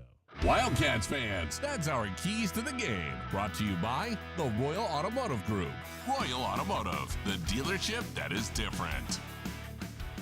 All right, once again, we've got 2 games happening simultaneously today in Wildcat fandom. The men's basketball team playing at Stanford, tip-off at 2 o'clock. The women's basketball team, if you're heading over to McHale Center, also tipping off at 2 o'clock against the Seattle Redhawks in their final non-conference game of the season before they get into the meat of their Pac-12 schedule. And again, as I said earlier in the show, it is going to be one heck of a basketball week to start the 2024 calendar year. We will have games every night, Thursday, Friday, Saturday, and Sunday. The Rocky Mountain schools are in town coming up, and the Wildcat men and women will both be playing them. So you'll have women's basketball games Friday and Sunday at McHale Center. You'll have men's basketball games Thursday and Saturday as we begin the conference part of our home schedule here, the final year of the Pac-12 conference. Kelvin, any final thoughts on this game heading into today at Palo Alto? Man, this one of them games, again, you have to look at it and find something to make it important to you. So it's your last time in the Pac-10 playing, Pac-12 era playing at Stanford. And for most of these guys, first time and only time. So you want to go in there and take care of business. You don't want to underestimate these guys at all, just as both of you guys have echoed, because, again, they're going to come in and play differently from any tape that you saw unless you go back and watch the Arkansas tape. So make sure you have a healthy respect for them. And I think Balo is going to make sure that they do because he's been through it with these guys. So, again, I just think these guys have to respect these guys because you know what happens. You give someone that little disrespect, it gives them the room to spank you. I think we got to create a promo out of that one, that sound bite there, J-Dub. Can we hear that one more time? Every Pac-12 game is hard. Yeah, that one. I like that. Kind of reminds me of Monty Williams. Everything is on the other side of hard. Yeah, for sure. I mean, it was, and especially in the moment because they're obviously coming off of a 7-game winning streak or 6-game winning streak. But yeah, I mean, he said it all right here. Every Pac-12 game is hard, man. I will say this real quick. We've talked about Todd Lichty, Adam Keefe, Casey Jacobson, Brevin Knight a little bit. Chason Randall, another guy. The twins, both sets of twins, right? Lopez twins, Collins twins. One guy I want to give a quick shout out. We've got a minute left here. Is Hank Lassetti is a guy forgotten to time, but Hank Lassetti out of Stanford is the guy who invented the jump shot, more or less. So back in those days, they were shooting those funky two-handed jump shots. Mid-30s, he was kind of the guy who popularized, led the nation in scoring twice with that one-handed, didn't have the guide hand at the time, but that one-handed off one leg kind of shot in the mid-30s. He's the first dude, Kelvin. So we really wouldn't have the basketball we know today without Hank Lassetti. So another famous Stanford basketball alum to mention as well. All right, starting lineup for your Arizona Wildcats. The foundation of a great college basketball team begins with the starting lineup. Today's starting lineup is brought to you by Rockin' K, a master plan community designed by nature. At one guard, Kylan Boswell, 6'2", sophomore out of Champaign, Illinois, leads the team with 49 assists on the year. The another guard spot, Caleb Love, 6'4", senior out of St. Louis, Missouri. He's had 20-plus points in 4 of the last 5 games. Pelle Larsson, your third guard, 6'5", senior out of Nacka, Sweden. He's hit 12 of 22 threes this year. At forward, Keyshawn Johnson, 6'7", senior out of Oakland, California. He's got 16 steals this year, this Keyshawn. That's tied for second on the team. The man in the middle is Oumar Ballo, 7-foot redshirt senior out of Mali. He has had 3 straight double-doubles for Arizona. That's going to wrap up our pregame show. Countdown to tip-off for today. For Kelvin Efon and J.W. Madden, I'm David Kelly. Coming up next, it is the number 4 Arizona Wildcats and the Stanford Cardinal. You'll hear it right here on Wildcats Radio 1290.